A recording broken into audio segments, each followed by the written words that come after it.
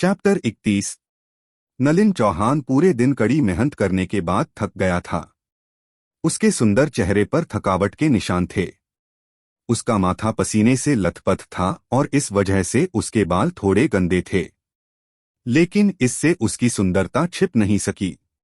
नलिन चौहान एक bubble tea की दुकान पर अंशकालिक काम करते थे। दरअसल यह ए डियान डियान नामक दूध की चाय की दुकान थी। निस्संदेह उसकी उपस्थिति ने दुकान में रंग का स्पर्श जोड़ दिया। बबल टी शॉप के बॉस को लगा कि अतीत में उनका निर्णय शानदार था।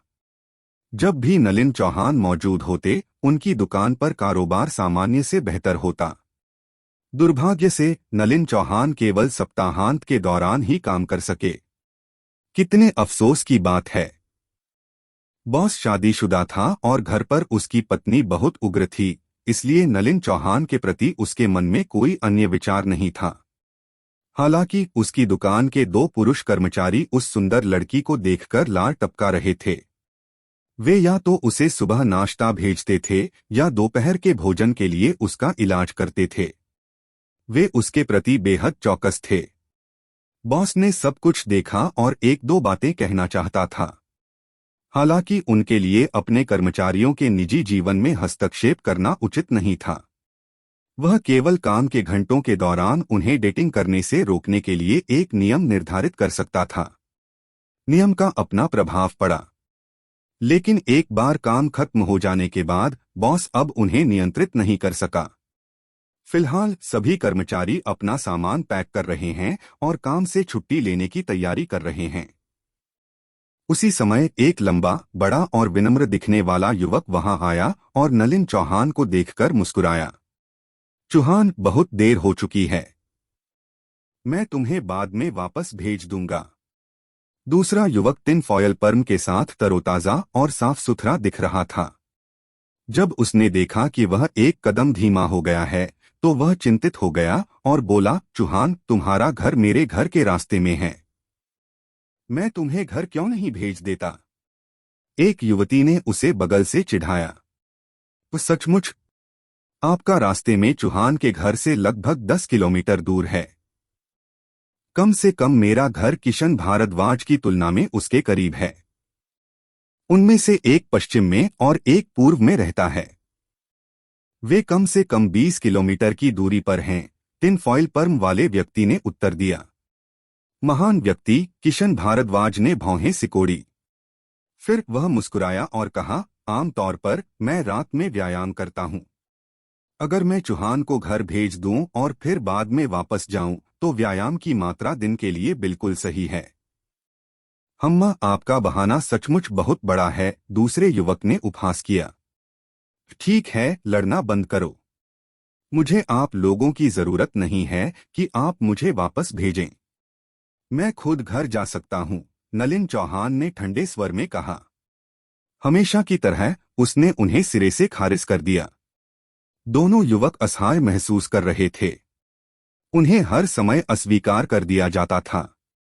दरअसल उन्हें यह भी नहीं पता था कि नलिन चौहान कहाँ रहता है। नलिन चौहान ने उन्हें केवल सामान्य जिला बताया था। आखिरकार एक युवा महिला को बाहर खुद को बचाने की जरूरत थी। उसे अन्य पुरुषों को अपना पता लापरवाही से नहीं बताना चाहिए। दोनों युवक अभी भी अपनी किस्मत आजमाना चाहते थे, लेकिन इस समय एक आवाज सुनाई दी। सुंदर महिला, क्या मुझे एक कप बबल टी मिल सकती है?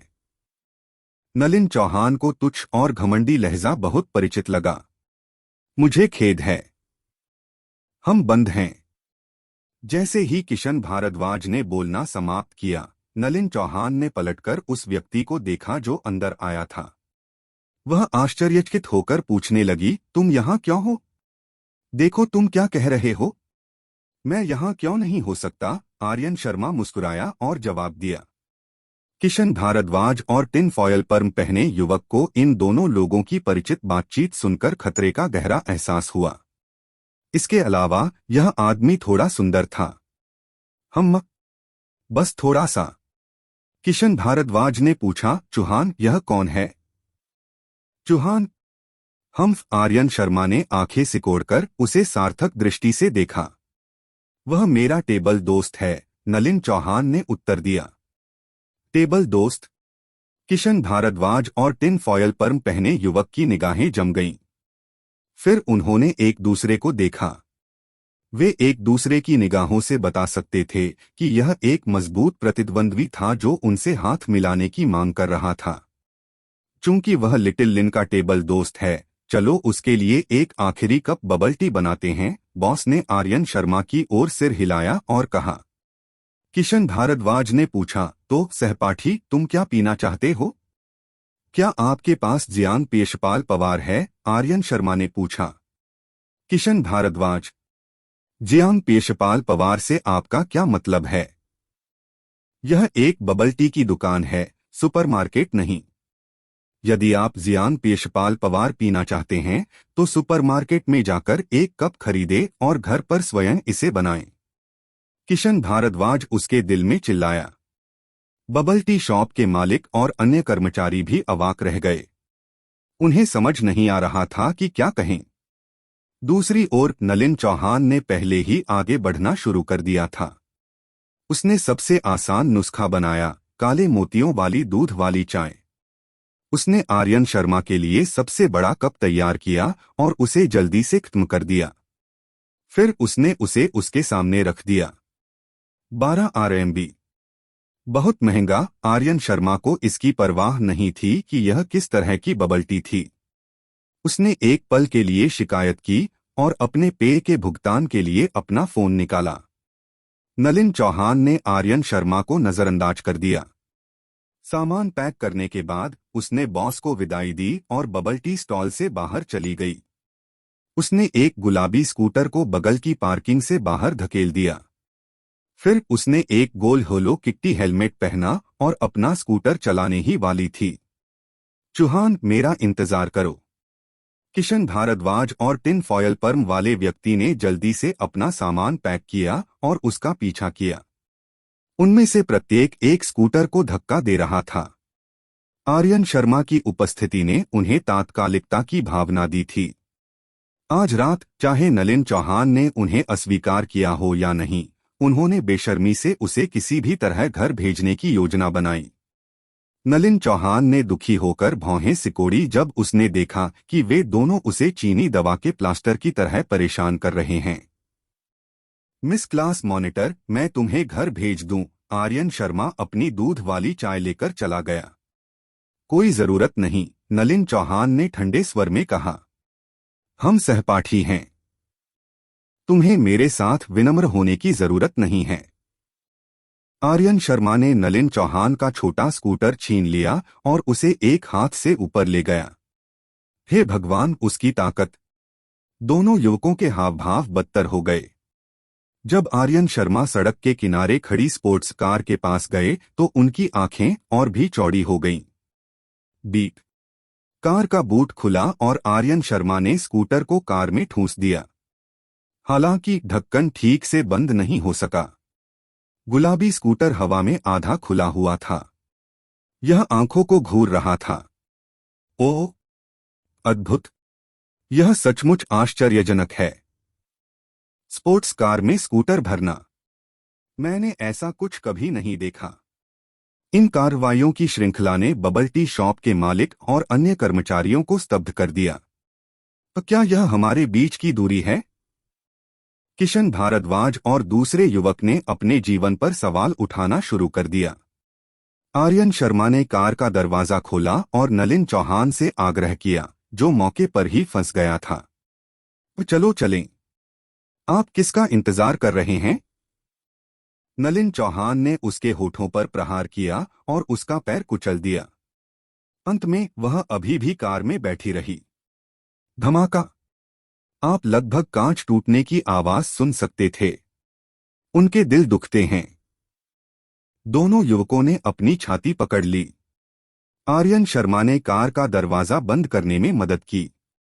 जैसे ही वह कार में बैठने वाला था, उसे कुछ याद आया और वह किशन भारद्वाज और दूसरे युवक की ओर चला गया। श्रीमान, क्या आप मेरे क्लास मॉनिटर के बहुत करीब हैं? वह मुस्कुराया और पूछा। वे दोनों सिर हिलाना चाहते थे। आर्यन शर्मा ने अपने हाथ उनके कंधे पर रखे और कुछ बल लगाया। अगले ही पल असहनीय दर्द महसूस हुआ। चूंकि आप उससे परिचित नहीं हैं, इसलिए अगली बार उसे उसके पूरे नाम से बुलाना याद रखें। मैं आर्यन शर्मा। मैं सचमुच संकीर्ण सोच वाला हूं। आर्यन शर्मा ने सूंघकर अपना हाथ छोड़ दिया। किशन भारद्वाज और दूसरे युवक के चेहरे सांस रोकने के कारण लाल हो गए थे। दर्द। उन्हें ऐसा महसूस हुआ मानो उनकी हड्डियां कुचल रही हों। इस आदमी की ताकत आश्चर्यजनक थी। क्या वह मार्शल आर्ट का अभ्यास कर रहा होगा? इसके अलावा वह एक स्पोर्ट्स कार भी चला रहा था। इसका मतलब था कि वह अमीर था। वे उसे भड़काने का जोखिम नहीं उठा सकते थे। वे ऐसा नहीं कर सके। कंपी। उन दोनों ने जल्दी से सिर हिलाया। नलिन चौहान? वह कौन थी? क्या वह बहुत सुंदर थी? इसका उनसे क्या संबंध था? अब कुछ भी महत्वपूर्ण नहीं था, बल्कि अब सबसे महत्वपूर्ण बात इस शैतान को दूर भेजना था। आर्यन शर्मा ने अपनी कार चलाई और अपने तेज इंजन के साथ रात में चार्ज किया। किशन भारद्वाज और टिन फॉयल पर्म पहने युवक स्पोर्ट्स कार की पिछली लाइटों को अचंभित होकर देख रहे थे। साथ ही बाहर खुला हुआ छोटा स्कूटर भी। उन्हें अपमान की अभूतपूर्व भावना महसूस हुई। चैप्टर 32। कार रोको। कार के सड़क से बाहर चले जाने के बाद नलिन चौहान अचानक चिल्लाया। हालांकि आर्यन शर्मा ने इसका पालन नहीं किया। उसने मुड़कर पूछा, तुम कहाँ रहते हो?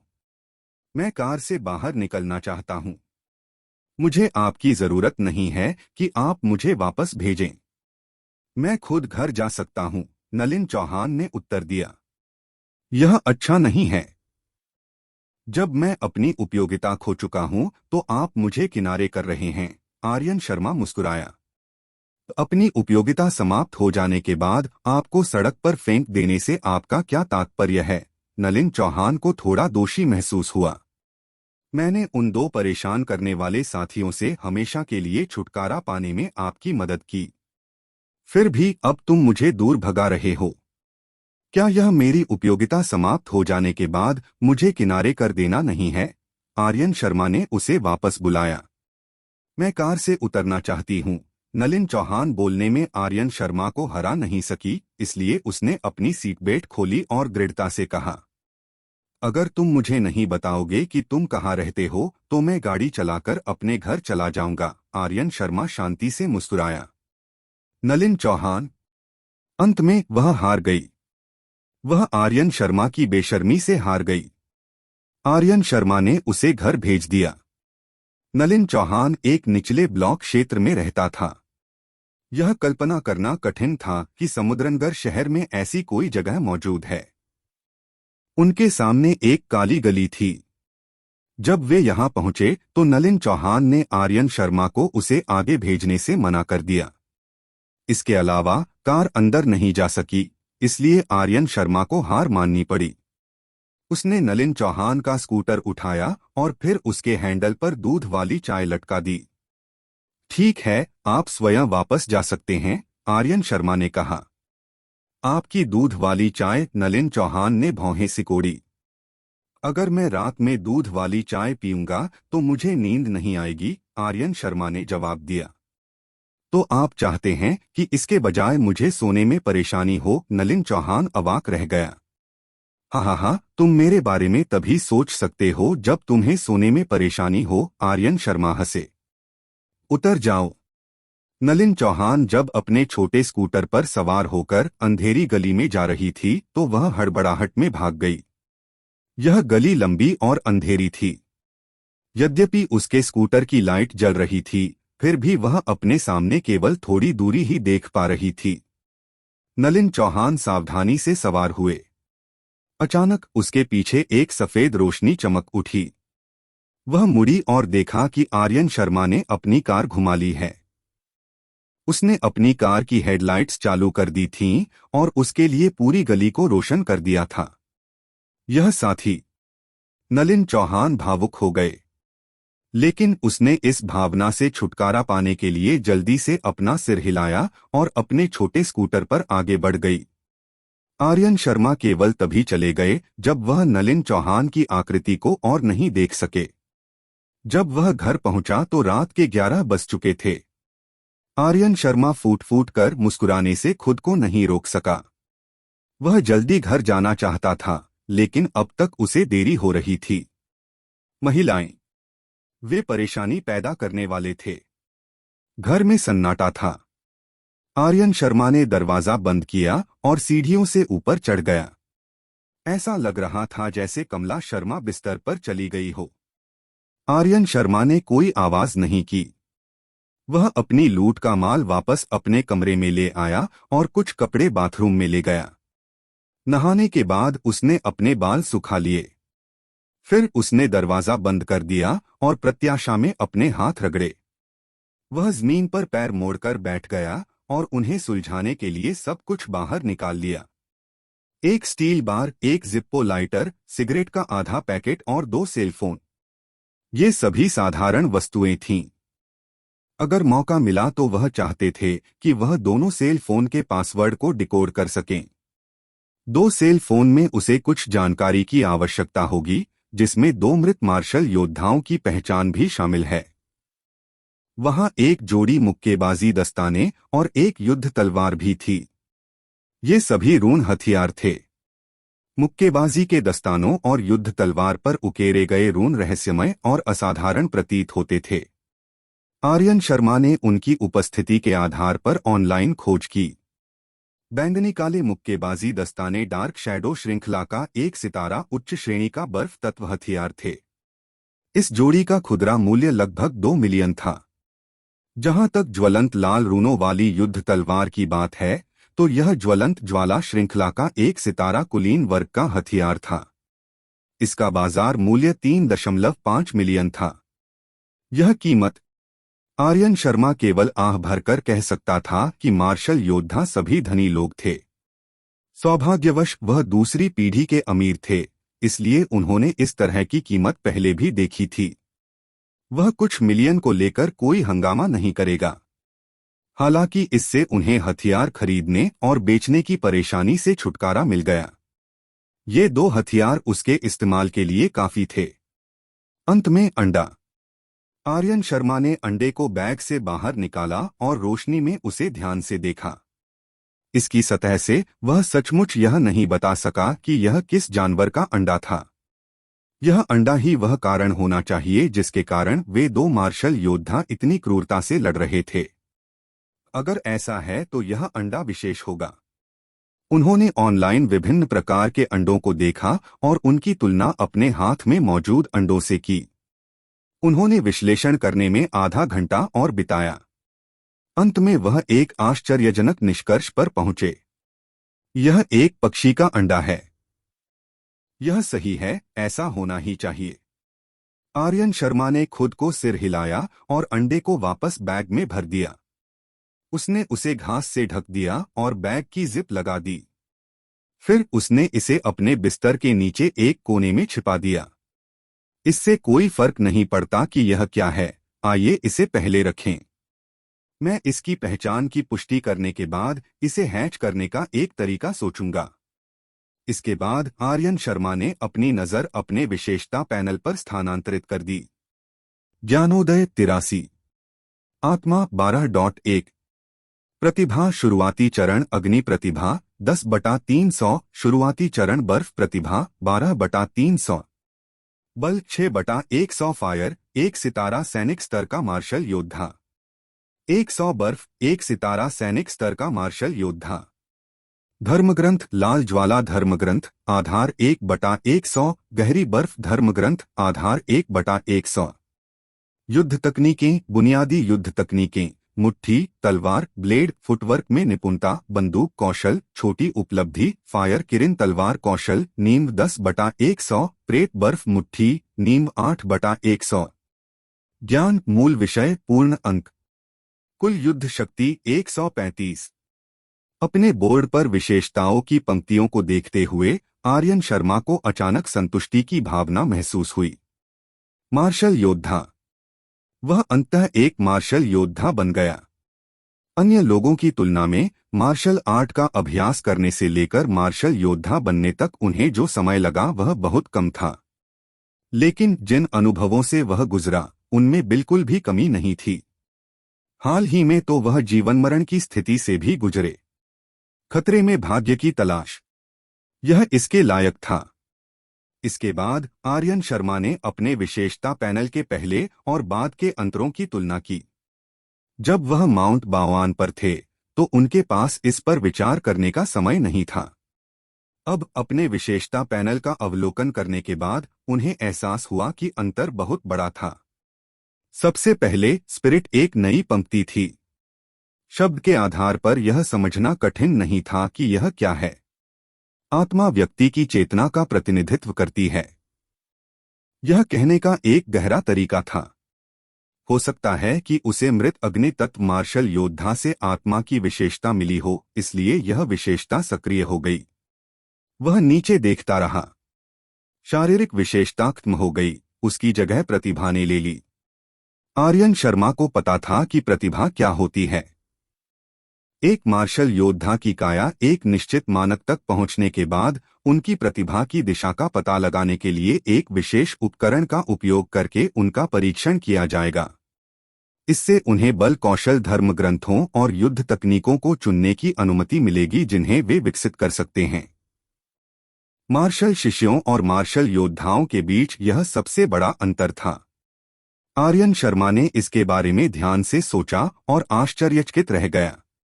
इस बारे में बात करते हुए मुझे आग और बर्फ तत्व प्रतिभा मिली क्योंकि मैंने विशेषता बुलबुले उठाए। क्या इसका मतलब यह है कि मुझमें व्यक्तिगत रूप से कोई प्रतिभा नहीं है? उन्होंने पहले भी इंटरनेट पर खोज की थी और उन्हें पता था कि अधिकांश लोगों में प्रतिभा होती है। एक बार जब उनका शरीर एक निश्चित स्तर पर पहुंच जाएगा तो वे बल कौशल शास्त्रों का अभ्यास करने में सक्षम होंगे। लेकिन ऐसे लोगों का प्रतिशत बहुत कम था जिनमें कोई प्रतिभा नहीं थी। बहुत प्रतिभाशाली होना और कोई प्रतिभा न होना दो चरम सीमाएं थीं। दोनों ही दुर्लभ थे। उसे उम्मीद नहीं थी कि वह उनमें से एक होगा। मैं भाग्यशाली हूं कि मेरे पास मेरा सिस्टम है। आर्यन शर्मा भाग्यशाली महसूस कर रहे थे। वह निम्न प्रतिभा होने से नहीं डरता था, बल्कि वह किसी भी प्रतिभा के न होने से डरता था। इससे उसके जीवन की सभी संभावनाएं समाप्त हो जाएंगी। इसकी कल्पना करो, आपने इतने वर्षों तक कड़ी मेहनत की और अपने लक्ष्य तक पहुंचने से बस एक कदम दूर थे। अचानक आपको बताया गया कि आपके पास कोई प्रतिभा नहीं है। यह उत्तेजना कितनी भयावह होगी।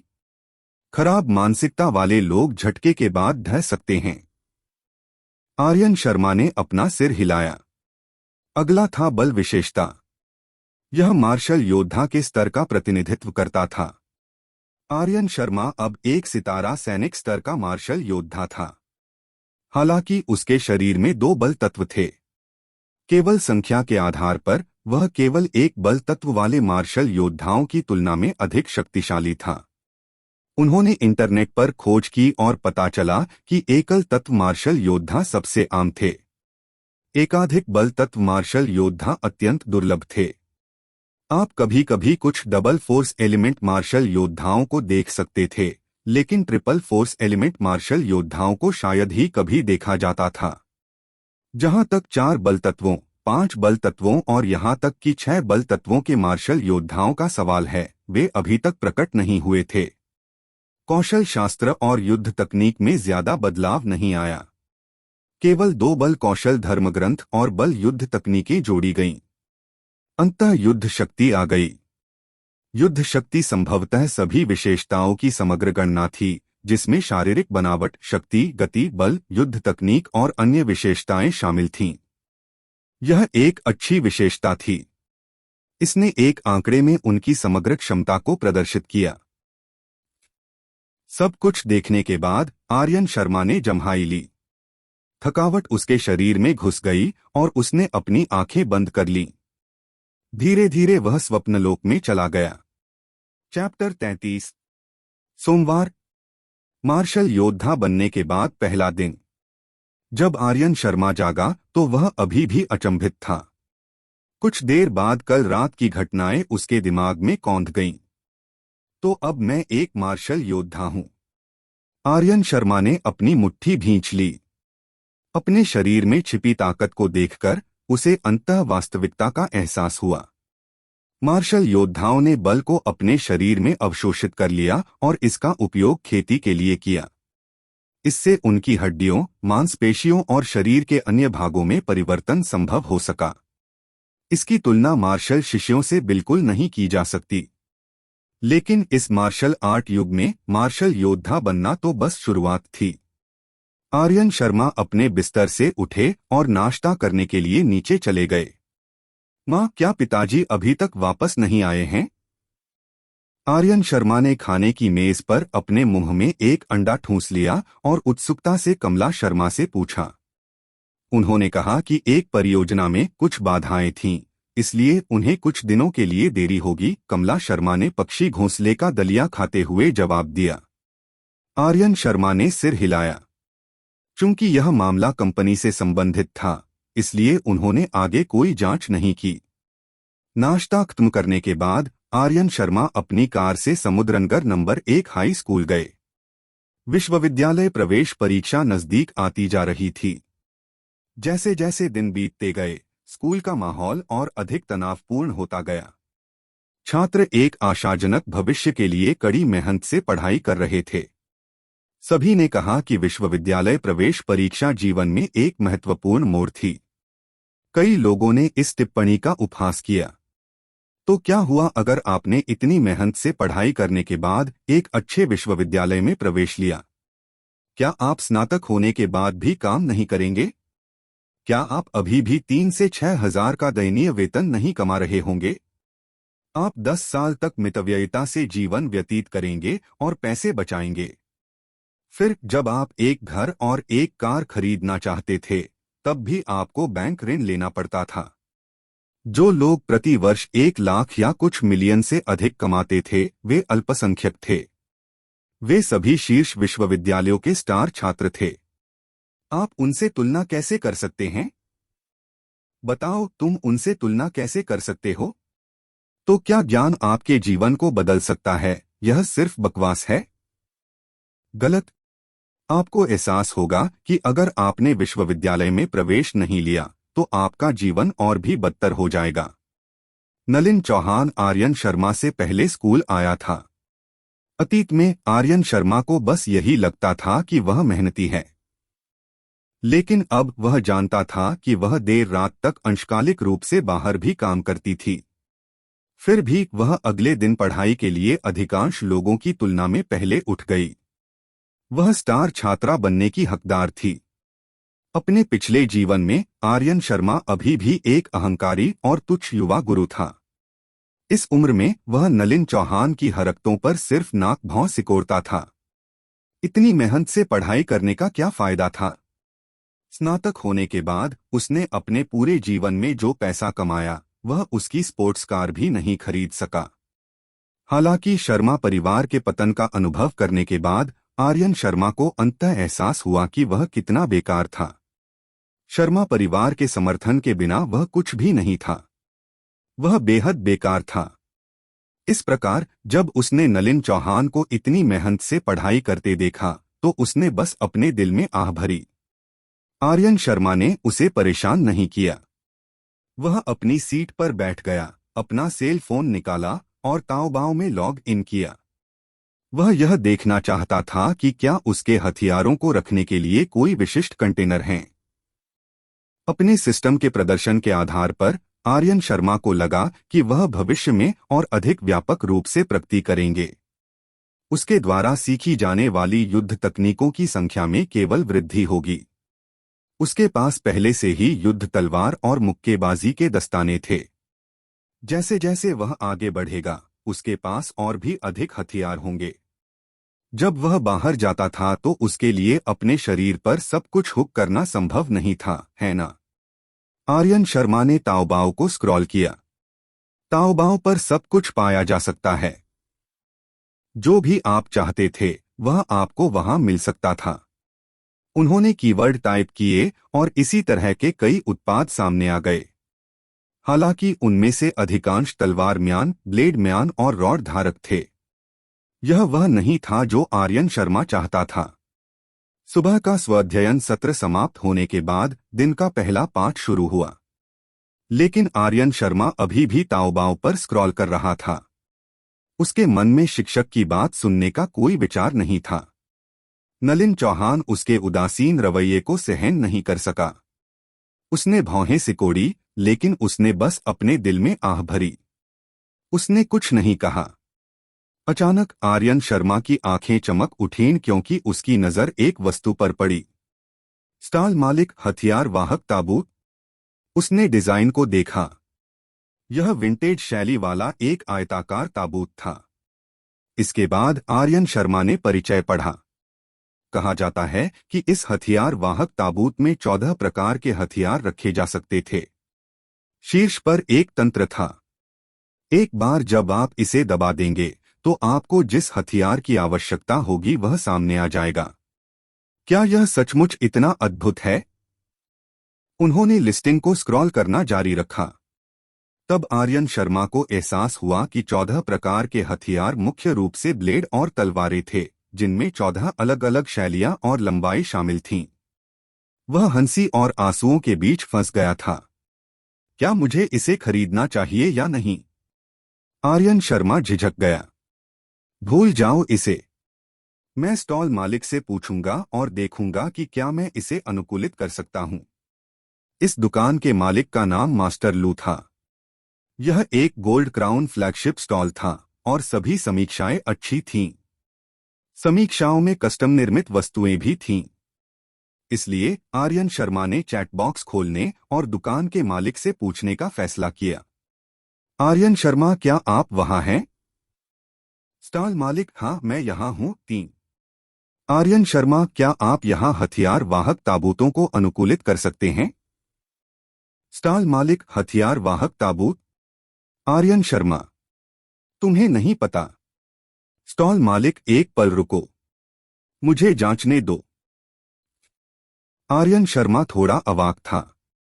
इस व्यक्ति को यह भी नहीं पता था कि वह अपनी दुकान में क्या बेच रहा है। क्या वह विश्वसनीय था? कुछ समय बाद अंततः दूसरे पक्ष का जवाब आया। स्टॉल मालिक, प्रिय, क्या तुम वहां हो? स्टॉल मालिक, मैंने आपके लिए जांच कर ली है। तो हथियार वाहक ताबूत से आपका यही मतलब था? व्यक्ति ने संदेश के साथ एक तस्वीर संलग्न की। इसमें एक गोदाम के कोने में धूल से ढका एक लकड़ी का ताबूत दिखाया गया था। आर्यन शर्मा को अंततः एहसास हुआ कि यह व्यक्ति इस वस्तु को क्यों याद नहीं रख सका। उसने उत्सुकता से पूछा, आपको यह वस्तु निकाले हुए कितना समय हो गया है? स्टॉल मालिक ने अजीब तरह से जवाब दिया, हा हा हा, विवरण की परवाह करने की कोई आवश्यकता नहीं है। यह हथियार वाहक ताबूत मेरे दादाजी ने प्रेरणा के क्षण में बनाया था। लंबे समय तक कोई भी इसे खरीदना नहीं चाहता था, इसलिए इसे गोदाम में रखा गया। मुझे उम्मीद नहीं थी कि इतने सालों बाद कोई इसके बारे में पूछेगा। आर्यन शर्मा, क्या मैं जान सकता हूं कि इस वस्तु का इतिहास कितने वर्षों का है? स्टॉल मालिक, बहुत ज्यादा नहीं, केवल 10 साल। आउच! आर्यन शर्मा को अपने दांतों में दर्द महसूस हुआ। उन्होंने आगे कहा, ठीक है, क्या आप मुझे अपने दादाजी से यह पूछने में मदद कर सकते हैं कि क्या वह मेरी आवश्यकताओं के आधार पर मेरे लिए एक अनुकूलित कर सकते हैं? स्टॉल मालिक, मुझे डर है कि ऐसा नहीं होगा। आर्यन शर्मा ने पूछा, क्यों नहीं? स्टॉल मालिक, मैं इतनी जल्दी अपने दादाजी के साथ एक ही पक्ष में नहीं रहना चाहता। आर्यन शर्मा को थोड़ा असहाय महसूस हुआ जब उन्होंने जवाब दिया, मुझे खेद है। आर्यन शर्मा, तो फिर भूल जाओ। जैसे ही वह ऑफलाइन होने वाला था, दूसरे पक्ष ने उसे जल्दी से एक संदेश भेजा। स्टॉल मालिक, रुको। उन्होंने आगे कहा, यदि आप इससे सहमत हैं तो आप मुझे अपने विचार बता सकते हैं। मैं देखूंगा कि क्या मैं इस हथियार वाहक ताबूत के शीर्ष पर कुछ अनुकूलन कर सकता हूं। अगर मैं इसे बेच सकूं तो मुझे यकीन है कि मेरे दादाजी खुश होंगे। आर्यन शर्मा को स्फूर्ति महसूस हुई। ओह, खैर आइए हेल मैरी का प्रयास करें। उसने दूसरे व्यक्ति को अपने विचार समझाए। दूसरा पक्ष उत्तर देने से पहले काफी देर तक चुप रहा। क्या आप हथियार वाहक ताबूत एकत्र कर रहे हैं? आर्यन शर्मा ने जवाब दिया, आप ऐसा कह सकते हैं। स्टॉल मालिक, ठीक है, मैं अपनी पूरी कोशिश करूंगा। परिवर्तन पूरा होने के बाद मैं आपको सूचित करूंगा। आर्यन शर्मा, कीमत के बारे में क्या?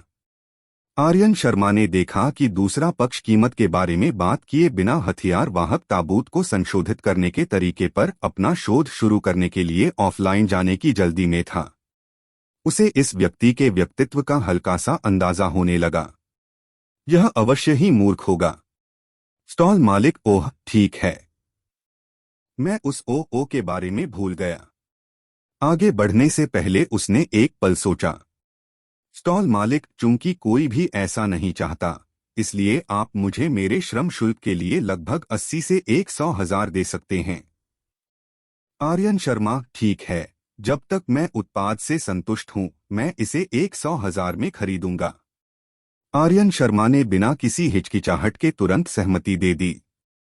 उन रून हथियारों की कीमत सैकड़ों हजारों और यहां तक कि लाखों भी थी। यह हथियार वाहक ताबूत सिर्फ 1 लाख का था। कीमत स्वीकार करना कठिन नहीं था। इसके अलावा उसकी कई आवश्यकताएं थीं, इसलिए उसे इसे कस्टम मेड करने की आवश्यकता थी। यह समझ में आता था कि शुल्क थोड़ा अधिक था। चैप्टर 34। हथियार वाहक ताबूत को व्यवस्थित करने के बाद आर्यन शर्मा ने ऑनलाइन अंडे सेने के तरीके पर शोध किया। जानकारी की एक सूची सामने आई। नेटिजन्स की ओर से सभी प्रकार की मूर्खतापूर्ण प्रतिक्रियाएं आईं। आर्यन शर्मा को एक ऐसा मिला जो अधिक विश्वसनीय लग रहा था, अंडे सेने के लिए इनक्यूबेटर। अंडे सेने से पहले आर्यन शर्मा ने कुछ प्रश्न पूछने के लिए पालतू जानवरों की दुकान पर जाने की योजना बनाई। यह अंडा साधारण नहीं था। आर्यन शर्मा को डर था कि वह गलती से उसे मार डालेगा। यह अफसोस की बात होगी। इस अंडे के कारण 2 मार्शल योद्धाओं की जान चली गई। जब ब्रेक के दौरान दूसरा पाठ समाप्त हुआ तो आर्यन शर्मा ने नलिन चौहान से कहा, मुझे जाना होगा, मुझे कुछ काम निपटाना है। यदि शिक्षक पूछें तो उन्हें बता दें कि मैं पेट दर्द के कारण अस्पताल गया था। आर्यन शर्मा ने बोलना समाप्त करने के बाद नलिन चौहान के उत्तर की प्रतीक्षा किए बिना कक्षा से बाहर भाग गया। यह आदमी वास्तव में पाठ छोड़ रहा है, नलिन चौहान क्रोधित हो गया। उसने दरवाजे की ओर घूरकर देखा, लेकिन वह कुछ नहीं कर सकी। आर्यन शर्मा पहले ही जा चुका था। स्कूल के प्रवेश द्वार पर कुछ गैंगस्टर सड़क किनारे बैठे धूम्रपान कर रहे थे। वे अच्छे किस्म के नहीं लग रहे थे। जमीन पर हर जगह सिगरेट के टुकड़े बिखरे पड़े थे। जब आर्यन शर्मा ने अपनी कार बाहर निकाली तो ट्रैफिक लाइट लाल हो गई, इसलिए उन्हें जंक्शन पर रुकना पड़ा और इंतजार करना पड़ा। गैंगस्टर स्पोर्ट्स कार की ओर आकर्षित हुए। स्कत्स्क, क्या समुद्रनगर नंबर 1 हाई स्कूल के सभी छात्र इतने अमीर हैं? वे स्पोर्ट्स कार चलाने का खर्च उठा सकते हैं। अरे यार, वह स्पोर्ट्स कार चलाकर स्कूल क्यों जा रहा है? क्या दिखावा है? गुंडों के झुंड ने ईर्ष्या के कारण आर्यन शर्मा को श्राप दिया और डांटा। युवा गैंगस्टरों में से एक ने आर्यन शर्मा को ड्राइवर की सीट पर देखा और अचानक उसे कुछ याद आया। वह चिल्लाया, भाई बाऊ, यह वही आदमी है। दुर्भाग्य से आर्यन शर्मा ने उसे नहीं सुना। स्पोर्ट्स कार ने जोरदार गर्जना की और सीधे आगे बढ़ गई। जगदीश गुप्ता ने ड्राइवर की सीट पर चेहरे को चमकते हुए देखा। उसने अपनी सिगरेट जमीन पर फेंकी और डांटा, एफके, यह वास्तव में वह बदमाश है। मैंने आखिरकार उसे पकड़ लिया। तुम अभी भी यहां क्यों खड़े हो? जल्दी करो और उसका पीछा करो। चिल्लाते हुए वह सड़क के किनारे खड़ी कार की ओर भागा। उसने बिजली की गति से इंजन चालू किया और आर्यन शर्मा का पीछा किया। उसी समय उसने फोन किया। Ring ring ring. नमस्ते भाई, मुझे वह आदमी मिल गया है जिसने पिछली बार मुझे मारा था। वह टोंगमिंग स्ट्रीट की ओर बढ़ रहा है। जल्दी करो और वहां जाओ। हम उसे खुद नहीं हरा सकते, जगदीश गुप्ता ने फोन के दूसरी तरफ खड़े व्यक्ति पर चिल्लाते हुए कहा। ठीक है, उसका पीछा करना जारी रखो। मैं तुरंत वहां पहुंच जाऊंगा। दूसरी ओर वाला व्यक्ति आहें भरता हुआ प्रतीत हो रहा था। लगभग एक साथ समुद्रनगर शहर से 10 किलोमीटर से अधिक दूर विशाल आकाश में, समुद्र तल से 1000 मीटर ऊपर तक, एक पूरी तरह से काला विशाल कौआ शानदार ढंग से आकाश में उड़ गया। इसकी लंबाई 20 मीटर से अधिक थी और इसके शरीर के पंखों से ठंडी धात्विक चमक निकलती थी। कौआ सचमुच एक युद्धक विमान जैसा दिख रहा था। उसका पूरा शरीर खतरे की चीख पुकार कर चिल्ला रहा था। कौवे की आंखें खून से सनी हुई थीं और उनमें हत्या के इरादे का संकेत था। इसका लक्ष्य समुद्रनगर शहर था। बूम! उड़ते समय इस विशालकाय कौवे की गति अचानक तेजी से बढ़ गई और हवा में जोरदार विस्फोट हुआ। यह उल्का की तरह समुद्रनगर शहर की ओर बढ़ा। टोंगमिंग स्ट्रीट किट्टी किट्टी नामक एक पालतू जानवर की दुकान में। जब आर्यन शर्मा को पालतू जानवरों की दुकान के कर्मचारियों से इनक्यूबेशन के बारे में कुछ जानकारी मिली तो उन्हें लगा कि अब उनमें कुछ आत्मविश्वास आ गया है। बाहर निकलने से पहले उन्होंने पालतू जानवरों की दुकान पर मौजूद खूबसूरत लेकिन सबसे महत्वपूर्ण, उत्साही और दयालु युवती को धन्यवाद दिया। वह बाहर आया। वह बाहर है। जगदीश गुप्ता ने आर्यन शर्मा की ओर इशारा किया और अपने बगल में खड़े एक आदमी से कहा। अचानक चीख, एक चीख जो इतनी तेज थी कि आकाश को भेद सकती थी, हवा में गूंज उठी। उस आदमी का चेहरा बदल गया और उसने अचानक अपना सिर उठा लिया। उसी समय आर्यन शर्मा ने भी गंभीर भाव से ऊपर देखा। उसने दूर तक देखा। आसमान में एक विशाल काला प्राणी तेजी से आ रहा था। एक पक्षी की तीखी चीख उसके नीचे की ओर उड़ने के बाद आई। चीख! आवाज आसमान में फूट पड़ी। जैसे जैसे यह करीब आया, यह और भी तेज और कान तोड़ने वाला होता गया। इसकी भेदन शक्ति को देखना आश्चर्यजनक था, जिससे उनके कान के पर्दे फटने का खतरा था। आर्यन शर्मा को अपने कान के पर्दों में दर्द महसूस हुआ। सड़क पर राहगीरों ने भौहें सिकोड़ी और अपने कान ढक लिए। दरार, दरार, दरार! चारों ओर कांच का टूटना उसकी तीक्ष्णता का प्रमाण था। पुनः आर्यन शर्मा की अभिव्यक्ति बदल गई। भयावह ध्वनि तरंग ने एक अदृश्य आघात तरंग उत्पन्न कर दी थी। जब यह पूरी सड़क पर फैल गया तो दुकानों की कांच की खिड़कियों और कांच के दरवाजों पर दरारें दिखाई देने लगीं। कुछ समय बाद कांच टिक नहीं सका और टूट गया। थप्पड़! टूटे हुए कांच के टुकड़े क्षेत्र के आसपास राहगीरों की ओर उड़ गए। पालतू जानवरों की दुकान पर मौजूद युवती ने आर्यन शर्मा को दरवाजे पर भेजा ही था कि अचानक दरवाजा फट गया। हथेली के आकार के कांच के टुकड़े का एक टुकड़ा सीधे उसके माथे पर टूट पड़ा। आर्यन शर्मा ने तुरंत प्रतिक्रिया व्यक्त की और उसे दूर खींच लिया। उसी समय वह कांप उठा और उसके शरीर में ऊर्जा फूट पड़ी। आर्यन शर्मा ने अपनी ओर उड़ रहे सभी टूटे हुए कांच के टुकड़ों को हटा दिया। सड़कों पर राहगीर भी हड़बड़ाहट में बच निकले। कुछ को चोट लगी और उनकी त्वचा पर खरोंचें आ गईं। कुछ को अधिक गंभीर चोटें आईं। नुकीले टुकड़ों ने उनके शरीर पर वार कर दिया था। वे जमीन पर लेट गए और दर्द से कराहने लगे। जो लोग भाग्यशाली थे कि इस कठिन परीक्षा से बच गए, वे जल्दी से बहुत दूर भाग गए। वे अभी भी अपने दिल में बने डर को महसूस कर सकते थे। यह पक्षी कहां से आया? यह शहर में क्यों है? जल्दी करो और 120 पर कॉल करो। कोई घायल हो गया है। कितना डरावना पक्षी है। यह अवश्य ही कोई स्टार जानवर होगा। आर्यन शर्मा ने ऊपर देखा। पक्षी उसकी दृष्टि में बड़ा और बड़ा होता जा रहा था। वह दूर से तेजी से उसके करीब आ रहा था। यह सही नहीं है। यह इस ओर आ रहा है। आर्यन शर्मा हैरान रह गया।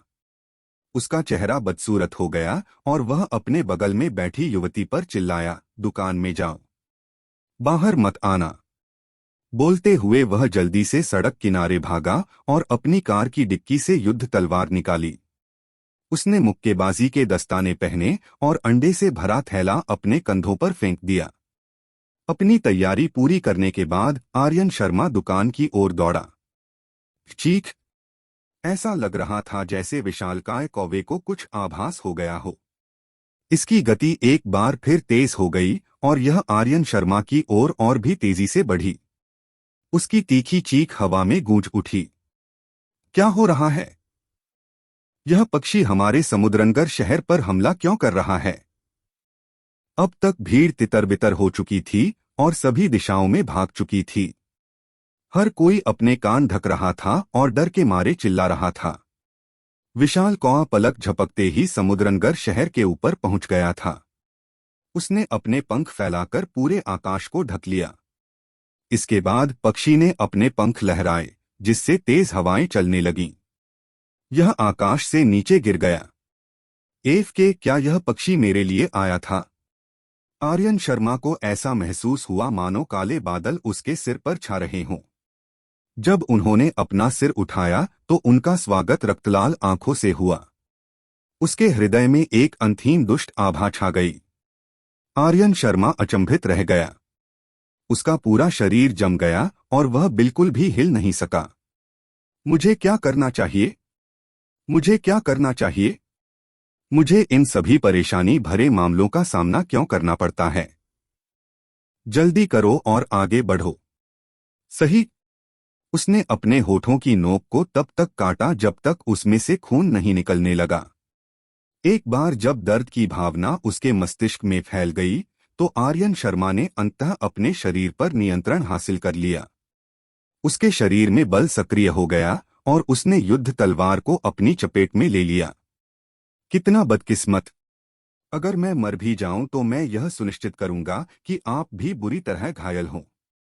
युद्ध तलवार तीव्र लाल रोशनी में लिपटी हुई थी, जिससे अग्निशमन बल की अधिकतम क्षमता मुक्त हो गई। आर्यन शर्मा के हाथ पसीने से भर गए थे जब वह विशाल कौवे को देख रहा था। जब तलवार उसके आक्रमण क्षेत्र में पहुंची तो उसने अपनी तलवार काट ली। दुष्ट जानवर! साहसी!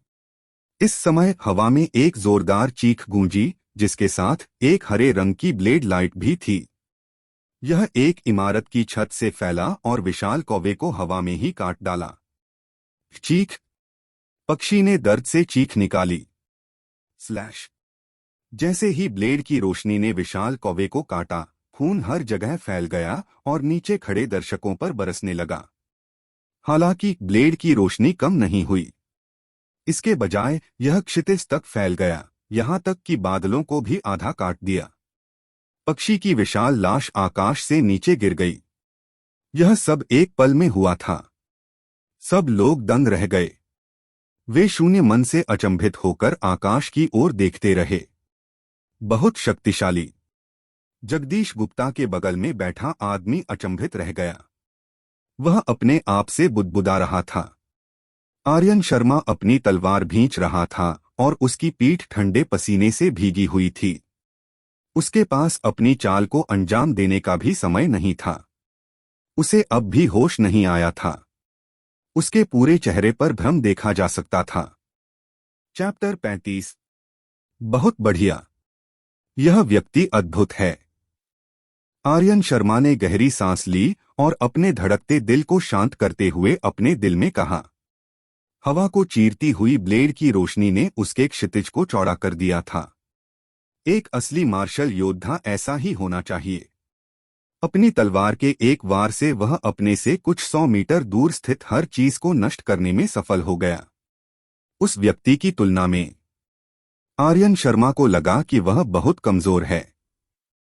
उसने तेजी से अपनी भ्रमित अभिव्यक्ति को समायोजित किया। मैं पूरी तरह तैयार हूं। यहां तक कि मेरी मुद्रा भी तैयार है। तुमने मेरे साथ ऐसा क्यों किया?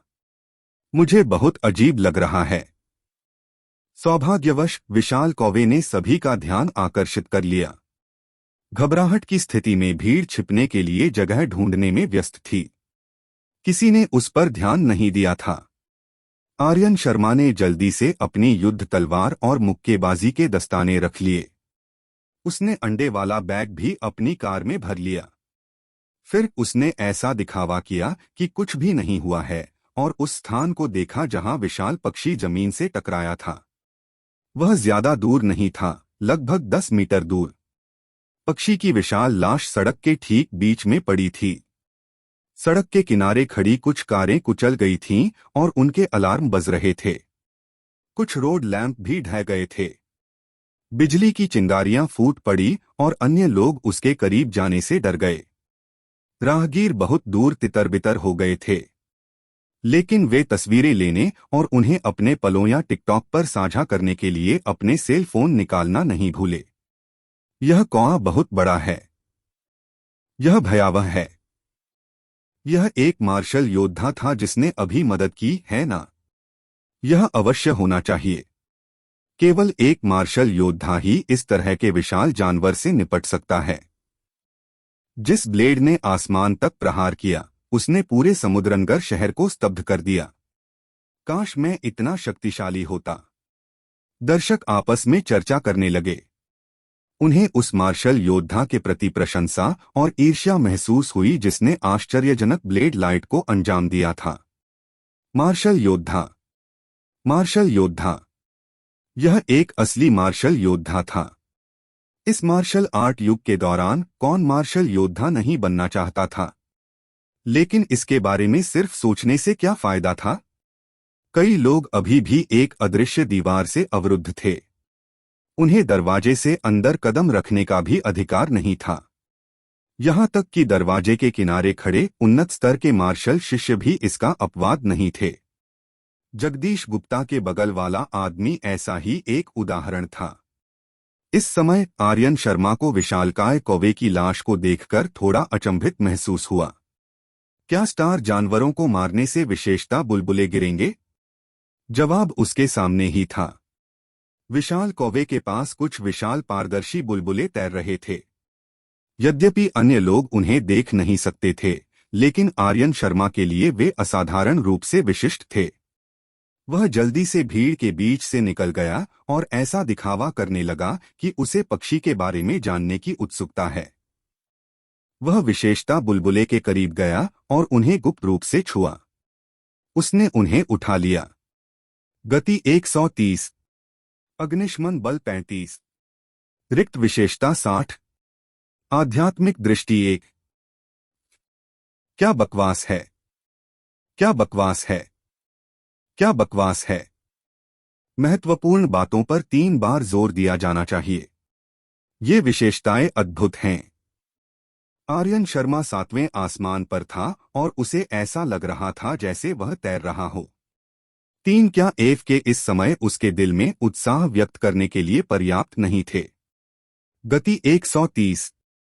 ईमानदारी से कहूं तो एक बार में 130 अंक की गति विशेषता प्राप्त करना थोड़ा ज्यादा था। जब अग्नि बल 35 उसकी त्वचा में घुस गया तो उसके शरीर में अग्नि बल काफी बढ़ गया। यह उसके शरीर में धारा की तरह प्रवाहित हुआ। यह अनुभूति अविश्वसनीय थी। आर्यन शर्मा नीचे देखता रहा। रिक्त विशेषता 60। वह थोड़ा हैरान था। क्या वहां रिक्त विशेषताएं भी थीं? उनका क्या उपयोग था? क्या वह इसका उपयोग अपनी किसी विशेषता को बढ़ाने के लिए कर सकता है? आर्यन शर्मा ने इसे वापस लाने और मुक्त होने पर जांच करने का निर्णय लिया। उनके सिस्टम के अपडेट के बाद धीरे धीरे कई बदलाव दिखने लगे। अंततः आध्यात्मिक दृष्टि 1। आर्यन शर्मा को लगा कि उसकी आंखों में कुछ दिलचस्प हो रहा है। उसकी आंखों में एक ठंडी और बर्फीली धारा बह रही थी। यदि उसे दर्पण दिया जाए तो आर्यन शर्मा अपनी आंखों पर एक पतली काली फिल्म देख सकेगा। यह भयानक रूप से काला था। यह बहुत दिलचस्प है। लेकिन इस आध्यात्मिक दृष्टि का क्या उपयोग है? उसने अपने आसपास के वातावरण पर नजर रखी, लेकिन अपनी आंखों से उसे कुछ विशेष नजर नहीं आया। भूल जाओ इसे। यह समय इसकी तह तक जाने का नहीं है। मैं इस क्षमता को कैसे वापस ले सकता हूं? जब आर्यन शर्मा ने इस क्षमता को रोकने के बारे में सोचा, तो उसकी आंखों की अनोखी ऊर्जा को एक आह्वान प्राप्त हुआ। यह उसकी आंखों की गहराई में फिसल गया और शीत निद्रा में चला गया। कुछ देर बाद लोगों का एक समूह घटनास्थल पर पहुंचा। भीड़ को तितर-बितर कर दिया गया और जगह को सील कर दिया गया। वे सिटी प्रोटेक्शन ब्यूरो से हैं। नवागंतुकों ने काली वर्दी पहनी थी जिस पर एक अनोखा लोगो था, ब्लेड और तलवार का एक क्रॉस। उनकी पीठ पर एक ढाल का सरल एवं अपरिष्कृत चित्र था। किसी ने तुरंत पहचान लिया कि वे कौन थे। नगर संरक्षण ब्यूरो। नाम के आधार पर यह कहा जा सकता है कि यह विश्व में मानव शहरों की सुरक्षा के लिए बनाया गया एक विशेष विभाग था। इस विभाग में कार्यालय कर्मचारियों के अलावा अन्य सभी के पास मजबूत मार्शल आर्ट क्षमताएं थीं। इस समूह की उपस्थिति ने सामान्य मनुष्यों को शहरों में शांति से रहने की अनुमति दी। कई बार जनता की जानकारी के बिना उन्होंने बहुत सारी परेशानियां सुलझा ली थीं। सिटी प्रोटेक्शन ब्यूरो के सदस्य विशाल कौवे को एक विशाल ट्रक पर ले गए और सड़कों की सफाई की। उन्हें पास के दर्शकों से स्थिति के बारे में पता चला। वे यह समझना चाहते थे कि इस विशालकाय कौवे ने अचानक समुद्रनगर शहर पर आक्रमण क्यों कर दिया। दुर्भाग्य से कोई प्रासंगिक जानकारी प्रदान करने में सक्षम नहीं था। सभी दर्शक असमंजस में बातें कर रहे थे। उन्होंने सिर्फ इतना कहा कि अंत में एक शक्तिशाली और रहस्यमय मार्शल योद्धा ने काम किया। कोई उपयोगी जानकारी नहीं दी गई। अंत में सिटी प्रोटेक्शन ब्यूरो के सदस्य असहाय होकर चले गए। आर्यन शर्मा भीड़ के बीच खड़े होकर उन्हें जाते हुए देख रहे थे। वह गहन विचार में था। वह विशालकाय कौवा मेरे लिए यहां लग रहा था, लेकिन क्यों? हमारे मन में क्या द्वेष है? मुझे मारने के लिए उसे 1000 मील जंगल की यात्रा क्यों करनी पड़ती है? चूंकि आर्यन शर्मा को कोई कारण नहीं मिला, इसलिए उन्होंने हार मान ली। पालतू जानवरों की दुकान की खूबसूरत युवती आर्यन शर्मा की ओर दौड़ी जब उसने देखा कि बाहर सब कुछ ठीक हो गया है। दूसरी ओर जगदीश गुप्ता ने सिटी प्रोटेक्शन ब्यूरो के सदस्यों को जाते देखा और अपने बगल में बैठे व्यक्ति से बात की। भाई, सिटी प्रोटेक्शन ब्यूरो के लोग चले गए हैं। चलो जल्दी से उस आदमी को पकड़ लें। यदि नहीं तो वह भाग जाएगा। मुझे उस लात का बदला लेना चाहिए जो उसने मुझे अतीत में दी थी। उस आदमी को याद आया कि कैसे जंगली गुलाब मधुशाला में उसे हवा में लात मारी गई थी। उसे भी इस लड़के ने धोखा दिया और गलत व्यक्ति को पकड़ लिया। उसे बिना किसी कारण के खुशी महसूस हुई। क्रोध तुरंत उसके सिर पर चढ़ गया। जगदीश गुप्ता गुस्से में आर्यन शर्मा की ओर चलने वाला था। थप्पड़। अप्रत्याशित रूप से जगदीश गुप्ता के बगल वाले व्यक्ति ने उसके सिर पर थप्पड़ मार दिया था। उसे पकड़ो, अपना सिर पकड़ो। जगदीश गांगुली अपने भाई पर चिल्लाते हुए क्रोधित हो गया। जगदीश गुप्ता दंग रह गया। उसने बुदबुदाते हुए अपने भाई की ओर शून्य दृष्टि से देखा। भाई, तुम मुझे क्यों डांट रहे हो? तुम मुझे इतना गुस्सा दिलाते हो कि मेरा दिमाग उलझ जाता है। जगदीश गांगुली ने जगदीश गुप्ता के सिर पर फिर से थप्पड़ मारा। तुम मुझे फिर क्यों मार रहे हो? तुम क्यों नाराज हो? जगदीश गुप्ता हैरान था। उसने अपना सिर सिकोड़ लिया और दयनीय दृष्टि से पूछा, मैं क्रोधित हूं क्योंकि तुम मूर्ख हो। तुम बेवकूफ हो। क्या आप जानते हैं कि आपने किसे नाराज किया है? अगर तुम मरना चाहते हो तो मुझे अपने साथ मत खींचो। तुम अपने भाई को मुसीबत में क्यों डाल रहे हो? जब जगदीश गांगुली ने देखा कि उसके भाई को अभी भी उसकी गलती का पता नहीं है, तो वह और भी क्रोधित हो गया। वह खून की उल्टी करना चाहता था। उनकी मां एक ही थी। उसका भाई इतना मूर्ख क्यों था? इसलिए उसने अपना हाथ उठाया और अपने भाई को फिर से थप्पड़ मारना चाहा। इस बार जगदीश गुप्ता तैयार थे। वह थप्पड़ से बच गया और चिल्लाया, भाई, अगर मैं मर भी जाऊं तो भी तुम्हें मुझे कारण बताना होगा। यह क्या है? मुझे स्पष्ट रूप से बताओ। ठीक है, मैं तुम्हें बताता हूँ। झाओ गंगू ने गहरी सांस ली और आगे कहा, वह व्यक्ति एक मार्शल योद्धा है। क्या? जगदीश गुप्ता आश्चर्यचकित रह गया। हालांकि उन्होंने इस पर बिल्कुल भी विश्वास नहीं किया। यह असंभव है। वह बहुत छोटा है। वह एक मार्शल योद्धा कैसे हो सकता है? चैप्टर 36। तुम्हें मुझ पर विश्वास नहीं है? झाओ गंगू ठंडे स्वर में मुस्कुराया। तुम्हें मुझ पर विश्वास न करने का क्या अधिकार है? क्या आप जानते हैं कि मैंने कुछ समय पहले क्या देखा था? बल। वह तो बहुत बड़ी ताकत थी। जब वह विशाल कौआ उसकी ओर गिरा तो उसने अपनी सेना सक्रिय कर दी। मैंने इसे अपनी दोनों आंखों से देखा। यदि आप मुझ पर विश्वास नहीं करते हैं तो क्या आप कह रहे हैं कि मैं अंधा हूं? जगदीश गांगुली के गुस्से भरे शब्द जगदीश गुप्ता के कानों के पास गूंज उठे। वह अचंभित रह गया। बल? मार्शल योद्धा? वह लड़का वास्तव में एक मार्शल योद्धा है। लेकिन जब मैं उनसे पिछली बार मिला था तो वह इतने शक्तिशाली नहीं थे। वह अधिक से अधिक एक उन्नत चरण के मार्शल शिष्य थे।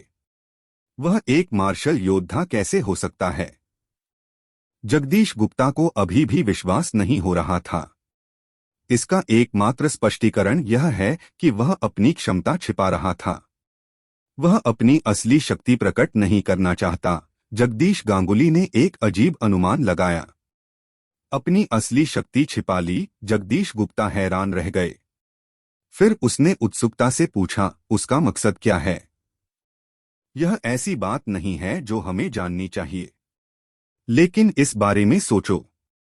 यदि आप किसी मार्शल योद्धा को उकसाते रहेंगे तो परिणाम क्या होगा? जगदीश गांगुली हताश होकर अपने छोटे भाई को घूरने लगा।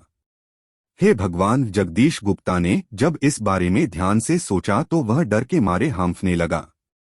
भाई, मैंने एक बार उसे नाराज किया था। क्या वह मुझे मार डालेगा? एक निश्चित संभावना के विचार से उसकी रीढ़ में सिहरन दौड़ गई। यह कहना कठिन है, लेकिन भविष्य में यह एक छिपी हुई समस्या होगी। इस बारे में क्या ख्याल है? तुम मेरे पीछे आओगे और हम अब जाकर उससे माफी मांगेंगे। जगदीश गांगुली ने कुछ देर सोचने के बाद कहा, देखते हैं कि क्या वह आपको माफ कर सकता है और इस मामले को पूरी तरह से खत्म होने दे सकता है।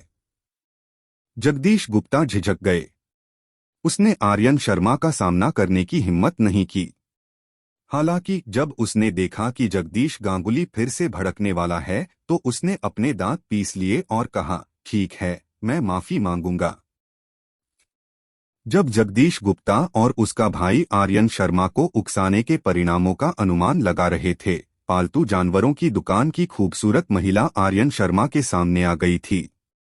नमस्ते, मेरी मदद करने के लिए धन्यवाद। खूबसूरत महिला थोड़ी शर्मीली थी क्योंकि उसने अपना सिर उठाया और आर्यन शर्मा से बात की। आपका स्वागत है। यह कुछ भी नहीं है। मेरे सभी प्रश्नों का उत्तर देने के लिए मैं आपको धन्यवाद देना चाहता हूं।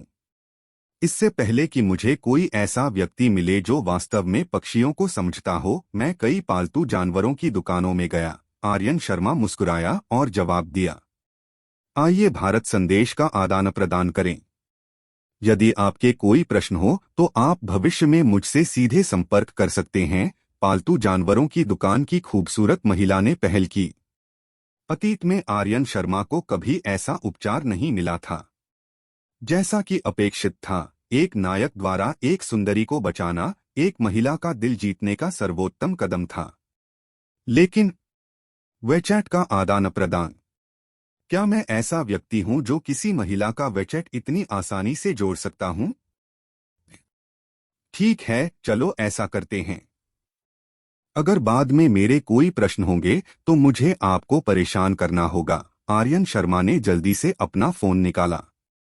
उन्होंने भारत संदेश का आदान प्रदान किया और एक दूसरे के नाम मांगे। फिर उन्होंने आईडी बदल दी।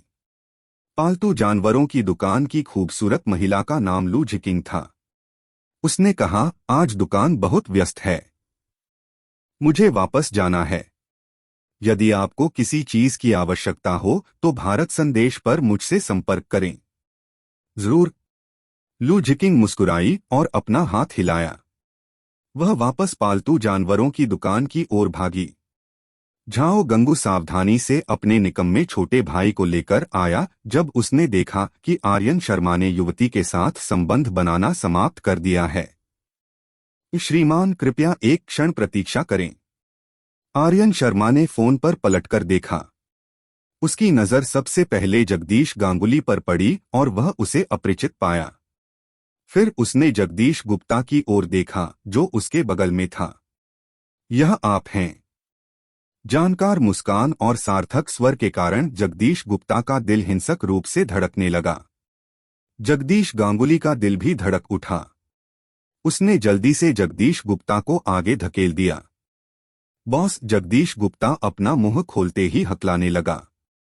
आर्यन शर्मा ने सिगरेट जलाई और अचानक जवाब दिया, मैंने कई सालों से बॉस बनना बंद कर दिया है। आखिर वह क्या कह रहा था? जगदीश गुप्ता हैरान था। झाओ गंगू अजीब तरह से हंसे और कहा, आप मजाक कर रहे होंगे। मैं जगदीश गांगुली हूं। यह मेरा कमीना छोटा भाई है। मेरा छोटा भाई अतीत में यह पहचानने में विफल रहा कि आप कौन हैं और उसने आपको नाराज कर दिया। मैं आज उसे आपसे माफी मांगने के लिए यहां लाया हूं। फिर वह जगदीश गुप्ता पर चिल्लाया, जल्दी करो और इस श्रीमान से माफी मांगने के लिए यहां आओ। जगदीश गुप्ता झुकना और माफी मांगना चाहता था, लेकिन आर्यन शर्मा ने उसे रोक दिया। रुको, मुझे डर है कि तुम आज मुझे विशेष रूप से माफी मांगने के लिए नहीं मिले, है ना? आपने पूरी यात्रा में मेरा अनुसरण किया है। क्या तुम्हें लगता है कि मैं मूर्ख हूं? आर्यन शर्मा ने उपहास किया। जगदीश गांगुली की अभिव्यक्ति बदल गई। जगदीश गुप्ता डर से कांप भी गया। हे भगवान, मैं बेनकाब हो गया हूं। श्री वांग। धमाका। आर्यन शर्मा ने उन्हें बोलने का कोई मौका नहीं दिया। एक मार्शल योद्धा की आभा फट गई और झाओ गंगू और उसके छोटे भाई की ओर बढ़ गई। अभी तो वह एक चाल खेल रहा था। वह जानता था कि कोई उसका पीछा कर रहा है, लेकिन वह उस व्यक्ति का इरादा नहीं जानता था। अब जगदीश गांगुली के हाव भाव को देखकर ऐसा लगता है कि वे अभी बदला लेना चाह रहे थे। हालांकि इस प्रक्रिया में कुछ ऐसा हुआ जिससे उनका मन बदल गया। इसीलिए वे माफी मांगने आए थे। क्या ऐसा हो सकता है कि उन्होंने मुझे अभी फोर्स का उपयोग करते हुए देखा हो? आर्यन शर्मा ने सोचते हुए दोनों को ठंडे भाव से देखा। चूंकि वे स्वयं आए थे, इसलिए यह उसके लिए उनकी देखभाल करने का एक मौका था। इससे उन्हें भविष्य में उसे लगातार परेशान करने से रोका जा सकेगा। हालांकि वह डरा हुआ नहीं था, फिर भी यह बात परेशान करने वाली थी कि कुछ अज्ञात लोग हर समय उसके चारों ओर रेंगते रहते थे। दूसरी ओर एक मार्शल योद्धा द्वारा छोड़े गए दबाव का सामना करते हुए जगदीश गांगुली केवल अपनी पूरी ताकत से इसका सामना कर सका। वह बेहद हैरान था। सचमुच वह एक मार्शल योद्धा था। जगदीश गुप्ता का चेहरा पीला पड़ गया और वह कमजोर होकर जमीन पर गिर पड़ा। वह ऊपर भी नहीं चढ़ सका। आभा। यह रहस्यमय और गहरा लग रहा था, लेकिन यह सिर्फ वह दबाव था जिसे एक शक्तिशाली व्यक्ति एक कमजोर व्यक्ति पर लागू कर सकता था। आर्यन शर्मा बनाम झाओ गंगू एक मार्शल योद्धा बनाम एक मार्शल शिष्य। योग्यता में अंतर बहुत बड़ा था। उनके बीच की दूरी स्पष्ट थी। इसीलिए उसे भारी दबाव महसूस हुआ। हम आपको मुआवजा देने को तैयार हैं। जगदीश गांगुली का माथा ठंडे पसीने से भर गया था। उसने अपने दांत पीस लिए और बहुत प्रयास से अपना मुंह खोला। मुआवजा। आर्यन शर्मा ने अपने होठों के कोनों को खींचा। इस कार्ड में 5 मिलियन हैं। यह माफी मांगने का हमारा तरीका है। जगदीश गांगुली ने बोलते हुए एक बैंक कार्ड निकाला। 5 मिलियन। यह राशि छोटी नहीं थी। एक सामान्य व्यक्ति अपने पूरे जीवन में 10 लाख लोगों को बचाने में सक्षम नहीं हो सकता। फिर भी यह 5 मिलियन था। हालांकि आर्यन शर्मा एक बहुत अमीर दूसरी पीढ़ी थी। वह धीरे से मुस्कुराया और जवाब दिया, क्या मैं किसी ऐसे व्यक्ति की तरह दिखता हूं जिसे 5 मिलियन की जरूरत है? जगदीश गांगुली का दिल बैठ गया। ऐसा लग रहा था कि यह मामला इतनी आसानी से हल नहीं होगा। वह भूल गया कि उस व्यक्ति के पास पैसे की कमी नहीं थी। क्या स्पोर्ट्स कार चलाने वाले व्यक्ति के पास पैसे की कमी होगी? जगदीश गांगुली के मुंह का स्वाद कड़वा था। वह वास्तव में जगदीश गुप्ता को मौके पर ही पीट पीट कर मार डालना चाहता था। उसे इस घातक तारे को अपमानित क्यों करना पड़ा? मुझे एक दिन दो, मैं तुम्हें कल एक संतोषजनक उत्तर दूंगा।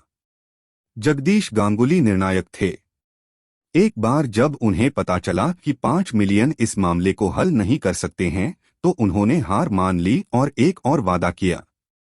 ठीक है, मैं कल आपकी खबर का इंतजार करूंगा। आर्यन शर्मा ने सिर हिलाया। उसे इस बात की चिंता नहीं थी कि दूसरा पक्ष भाग जाएगा। यद्यपि समुद्रनगर शहर छोटा नहीं था, फिर भी यह बड़ा भी नहीं था। किसी को ढूंढना कठिन नहीं था। वह एक दिन उससे मिलेगा, बशर्ते जगदीश गांगुली समुद्रनगर शहर में अपना सब कुछ छोड़कर दूसरे शहरों में भागने को तैयार न हो। आर्यन शर्मा का मानना था कि झाओ गंगू इतना मूर्ख नहीं था।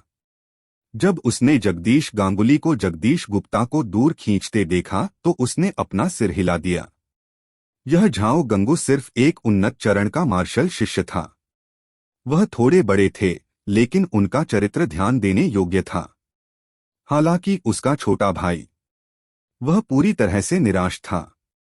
चैप्टर 37। आर्यन शर्मा ने टोंगमिंग स्ट्रीट छोड़ दी, जहां पालतू जानवरों की दुकान स्थित थी, और उस स्थान की ओर चले गए जहां लू जिकिंग ने इनक्यूबेटर प्राप्त करने की सिफारिश की थी।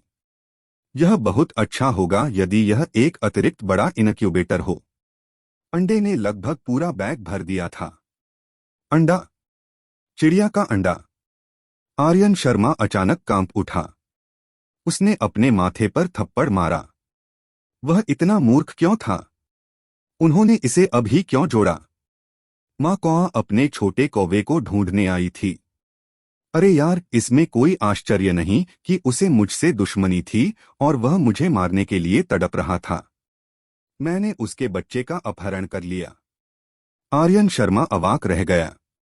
हालांकि उन दो मार्शल योद्धाओं की क्षमता के आधार पर वे इस भयावह विशाल कौवे की नाक के नीचे का अंडा कैसे चुराने में सक्षम थे। उन्होंने संभवतः कुछ विशेष तरीके अपनाए थे। हो सकता है कि जब विशाल कौआ भोजन की तलाश में बाहर गया हो तो उन्होंने अंडा चुरा लिया हो। भूल जाओ इसे। अब इस बारे में सोचना बेकार है। आर्यन शर्मा ने अपना सिर हिलाया। अचानक उसे बहुत भाग्यशाली महसूस हुआ। मैं भाग्यशाली था कि रहस्यमय मार्शल योद्धा ने मेरी मदद की। यदि नहीं तो कौआ निश्चित रूप से बदला लेने के लिए मुझे मार डालता। भले ही मैंने अंडा नहीं चुराया हो, लेकिन अब वह मेरे हाथ में है। विशालकाय कौआ और किसे ढूंढ सकता है? रुको, जब उस मार्शल योद्धा ने अपने ब्लेड हमले को अंजाम दिया तो क्या उसने पीछे कोई विशेषता बुलबुले छोड़े? वे एक दुर्जय योद्धा के विशेषता बुलबुले थे। आर्यन शर्मा को इस बात का स्वाद चखना था कि विशाल कौवे से गिराए गए गुण कितने अद्भुत थे। यदि उस रहस्यमय योद्धा ने कुछ विशेषताएं छोड़ दी तो यह और भी अधिक फायदेमंद होगा। उसने जल्दी से अपना स्टीयरिंग व्हील घुमाया और अपनी याददाश्त के आधार पर उस दिशा में तेजी से चला गया जहां से ब्लेड की रोशनी आई थी। मुझे समय पर पहुंचना होगा। कार ट्रैफिक के बीच से तेजी से गुजरी और आर्यन शर्मा ने अपने दिल में प्रार्थना की। अंततः वह एक व्यावसायिक इमारत के सामने रुका। यह यहीं होना चाहिए। आर्यन शर्मा जल्दी से कार से बाहर निकल गया। एक धमाके के साथ कार का दरवाजा बंद हो गया और वह बिजली की तरह बाहर भाग गया। श्रीमान, क्या मैं जान सकता हूं कि आप किसे खोज रहे हैं? क्या आपके पास कोई अपॉइंटमेंट है? जैसे ही रिसेप्शन पर मौजूद खूबसूरत महिला ने अपना मुंह खोला और पूछा, आर्यन शर्मा पहले ही उससे आगे निकल चुका था। वह लिफ्ट के सामने रुक गया। श्रीमान, यह एक निजी कंपनी है। बाहरी लोगों को बिना किसी कारण के प्रवेश की अनुमति नहीं है। जल्दी करो और उसे रोको। कुछ सुरक्षा गार्डों ने रिसेप्शनिस्ट की चीखें सुनी और आर्यन शर्मा की ओर दौड़े। बीप, लिफ्ट ठीक समय पर आ गई। वहीं रुको, सुरक्षा गार्ड आर्यन शर्मा के पीछे से चिल्लाए। हालांकि केवल एक मूर्ख ही रुकेगा। आर्यन शर्मा लिफ्ट में कूद गया और तेजी से बंद बटन दबा दिया। लिफ्ट का दरवाजा धीरे धीरे बंद हो गया। सुरक्षा गार्ड एक कदम बहुत देर से आए। वे केवल आर्यन शर्मा को अपने सामने गायब होते देख सकते थे। गार्डों के पास दूसरी लिफ्ट का उपयोग करके उसका पीछा करने के अलावा कोई विकल्प नहीं था। हालांकि यह समय का अंतर काफी था। आर्यन शर्मा इमारत की छत पर गया और विशाल छत को स्कैन किया। उसने एक बुलबुला देखा जो गायब होने वाला था। यह अच्छी बात है, यह अच्छी बात है। आर्यन शर्मा जल्दी से वहां चला गया। हालांकि जैसे ही वह इसे उठाने के लिए तैयार हुआ, बुलबुला गायब हो गया। आर्यन शर्मा चेहरे पर मुस्कान के साथ वहीं स्तब्ध रह गया। यह गायब हो गया। अंत में यह फिर भी गायब हो गया। उसका दिल अचानक बहुत दुखने लगा। आर्यन शर्मा ने अपनी छाती पकड़ ली। इस दर्द से उसे ऐसा महसूस हुआ मानो उसने कुछ 100 मिलियन खो दिए हों। यह बहुत क्रूर था। हे भगवान, तुम्हें मेरे प्रति इतना क्रूर क्यों होना पड़ा? आर्यन शर्मा ने लंबी सांस छोड़ी और छत के किनारे तक चला गया। उसने सिगरेट जलाई और हवा में खड़ा हो गया क्योंकि इससे उसके बाल खराब हो गए थे। वह उदास और उदास महसूस कर रहा था। इसी समय सुरक्षा गार्डों ने उसे पकड़ लिया। वे जोर जोर से हाँफ रहे थे। जैसे ही वे छत पर पहुंचे, उन्होंने देखा कि आर्यन शर्मा किनारे पर खड़ा था और उसके चेहरे पर निराशा का भाव था। वे इस युवक से सवाल करना चाहते थे, लेकिन उन्होंने उन शब्दों को जबरदस्ती निगल लिया जो पहले ही उनके होठों के कोने तक पहुंच चुके थे। नौजवान, अगर तुम्हें कुछ चाहिए तो हम ठीक से बात कर सकते हैं। क्या आप पहले नीचे आ सकते हैं? एक अधेड़ उम्र के अंगरक्षक ने पूछा। उन्होंने अपनी आवाज को कोमल बनाने की पूरी कोशिश की। तुम नहीं समझते। मैंने अभी कुछ 100 मिलियन खो दिए हैं, आर्यन शर्मा ने आह भरी। उसकी अभिव्यक्ति और भी उदास हो गई। कुछ 100 मिलियन? क्या यह युवक शेखी बघार रहा है? कुछ मत कहो। यदि आप उसे उत्तेजित करते हैं और वह नीचे कूद जाता है तो आपको जिम्मेदार ठहराया जाएगा। सुरक्षा गार्डों ने एक दूसरे की ओर देखा और मौन बातचीत पूरी की। मध्यम आयु वर्ग के सुरक्षा गार्ड ने आगे कहा, क्या यह सिर्फ कुछ 100 मिलियन नहीं है? तुम अभी भी बहुत जवान हो, आप यह सब वापस कमा सकते हैं। हो सकता है कि आप भविष्य में 1 अरब या कुछ अरब कमा सकें। तो फिर कुछ 100 मिलियन क्या है? मध्यम आयु वर्ग के लोग कुछ अरबों के बारे में इतनी सहजता से बात करते थे मानो वह जैक मा हो। आर्यन शर्मा ने सदमे में उसकी ओर देखा। आपने इसके बारे में इतनी सहजता से बात की कि मुझे लगा कि आप कागजी मुद्रा के बारे में बात कर रहे हैं। अधेड़ उम्र का सुरक्षा गार्ड अजीब तरह से हंसा। भूल जाओ इसे। यह मेरा भाग्य है कि मैं जीतूं और यह मेरा भाग्य है कि मैं हारूं। आर्यन शर्मा ने फिर आह भरी। जब सुरक्षा गार्डों ने देखा कि उसने मामले को जाने दिया है तो उन्होंने राहत की सांस ली। फिर भी अप्रत्याशित रूप से अगले ही सेकंड आर्यन शर्मा नीचे कूद गया। अलविदा सब लोग। सुरक्षा गार्डों ने अपने हाथ आगे बढ़ाए और चिल्लाने लगे। वे उस दृश्य की तरह लग रहे थे जहां एरकान जिवेई को पकड़ने की कोशिश कर रहा था। ये दोनों पात्र एक क्लासिक चीनी मेलोड्रामा से हैं। नहीं, उनमें से कुछ ने तो अपनी आंखें भी बंद कर लीं। वे देखना बर्दाश्त नहीं कर सके। लेकिन त्रासदी नहीं हुई।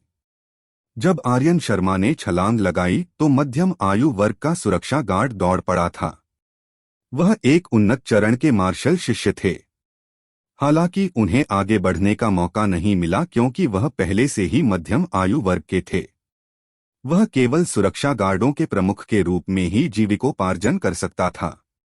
उसकी गति उसके साथियों से भी तेज थी।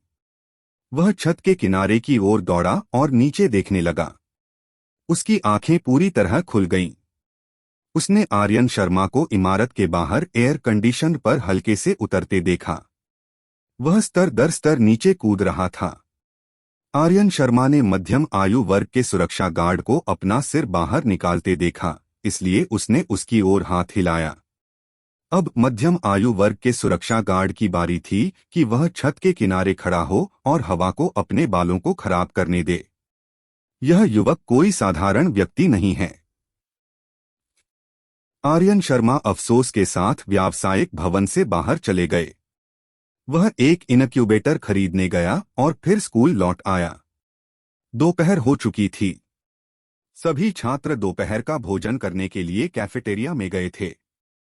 वापस आने से पहले उसने रिया गुप्ता और उसके अन्य दोस्तों को भारत संदेश पर एक संदेश भेजा, जिसमें उन्हें उसके लिए भोजन का एक हिस्सा बचाने के लिए कहा गया।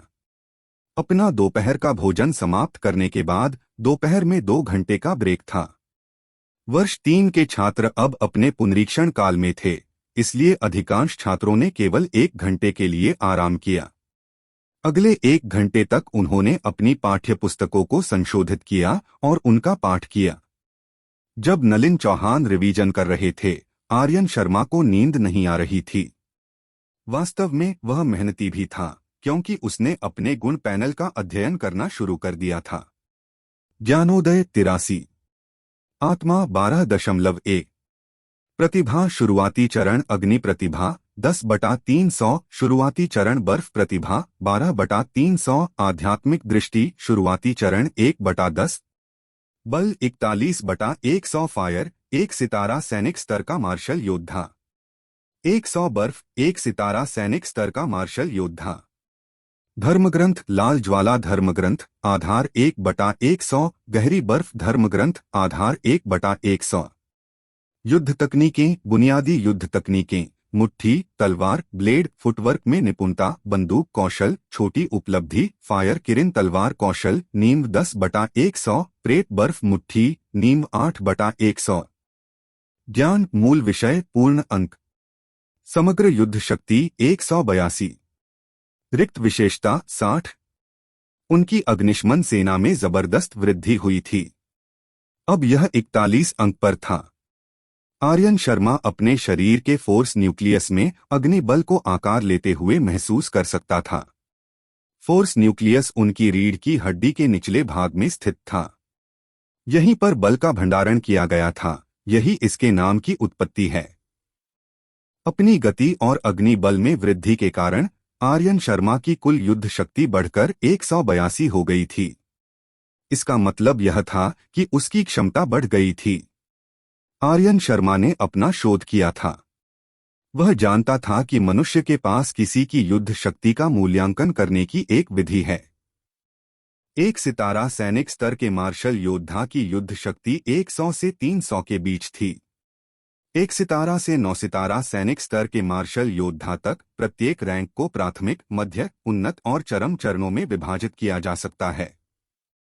प्राथमिक चरण 100 से 180 के बीच था, मध्य चरण 180 से 230 के बीच था, उन्नत चरण 230 से 280 के बीच था तथा चरम चरण 280 से 300 के बीच था।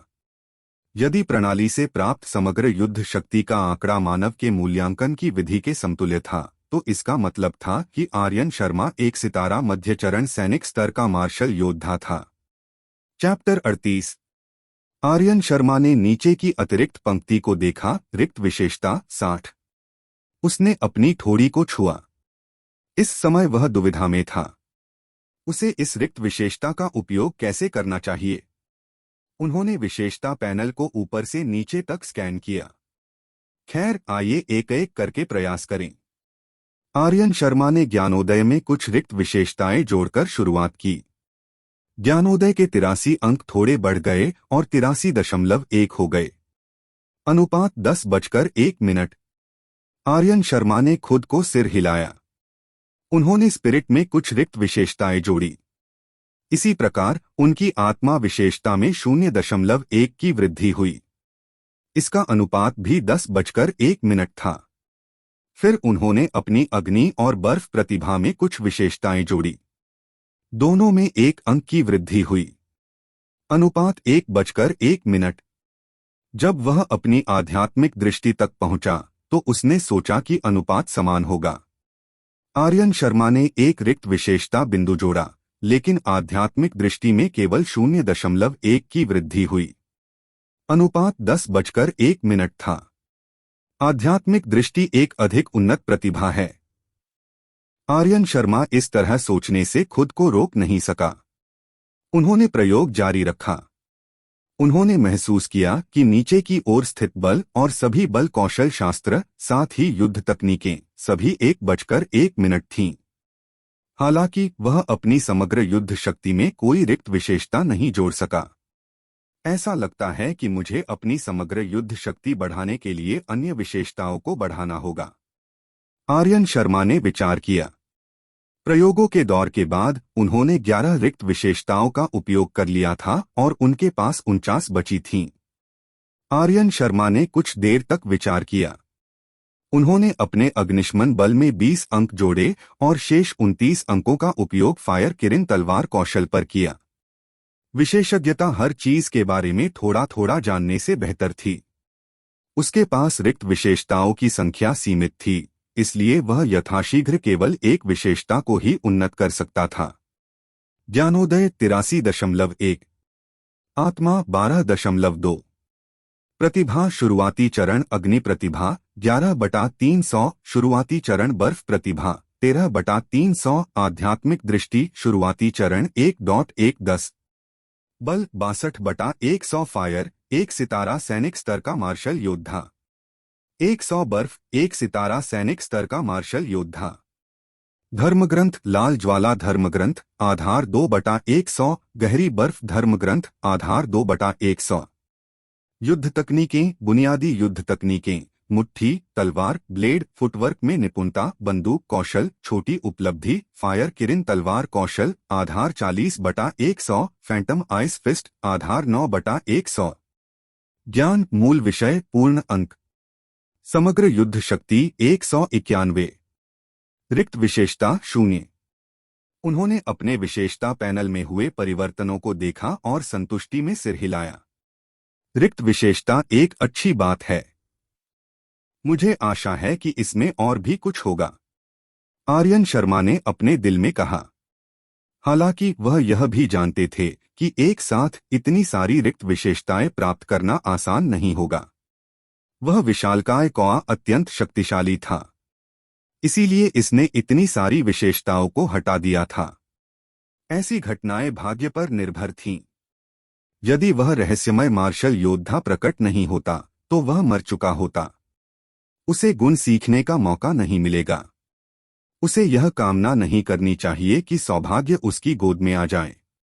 आर्यन शर्मा ने अपना सिर हिलाया और अपनी मानसिकता को समायोजित किया। दोपहर में पहला पाठ उनके प्रधानाध्यापक फणी वर्धन के साथ था। वह कक्षा में गया और सख्ती से कहा, छात्रों, विश्वविद्यालय प्रवेश परीक्षा 2 सप्ताह दूर है। आपको संशोधन के लिए अपने समय का बुद्धिमानी से उपयोग करना चाहिए, लेकिन ठीक से आराम करना भी याद रखें। अपना शेड्यूल समायोजित करें और बीमार न पड़े। जब आप घर जाएं तो अपने माता पिता से आपके लिए अच्छा खाना बनाने को कहें। पौष्टिक भोजन करें। इसके अलावा शिक्षा मंत्रालय ने भी एक बयान जारी किया है। उन्होंने कहा कि मार्शल आर्ट कोर्स की परीक्षा में कुछ बदलाव हुए हैं। सभी छात्रों ने उसकी ओर देखा। आर्यन शर्मा को यह सुनकर अचानक अधिक दिलचस्पी हो गई।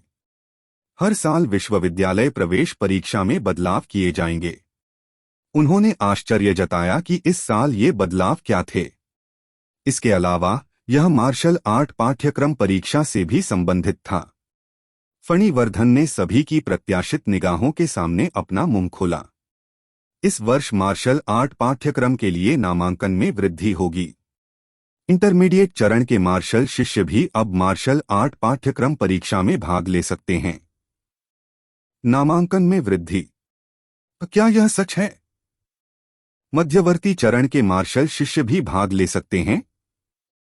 क्या इसका मतलब यह है कि मेरे पास मार्शल आर्ट कोर्स में शामिल होने का मौका है?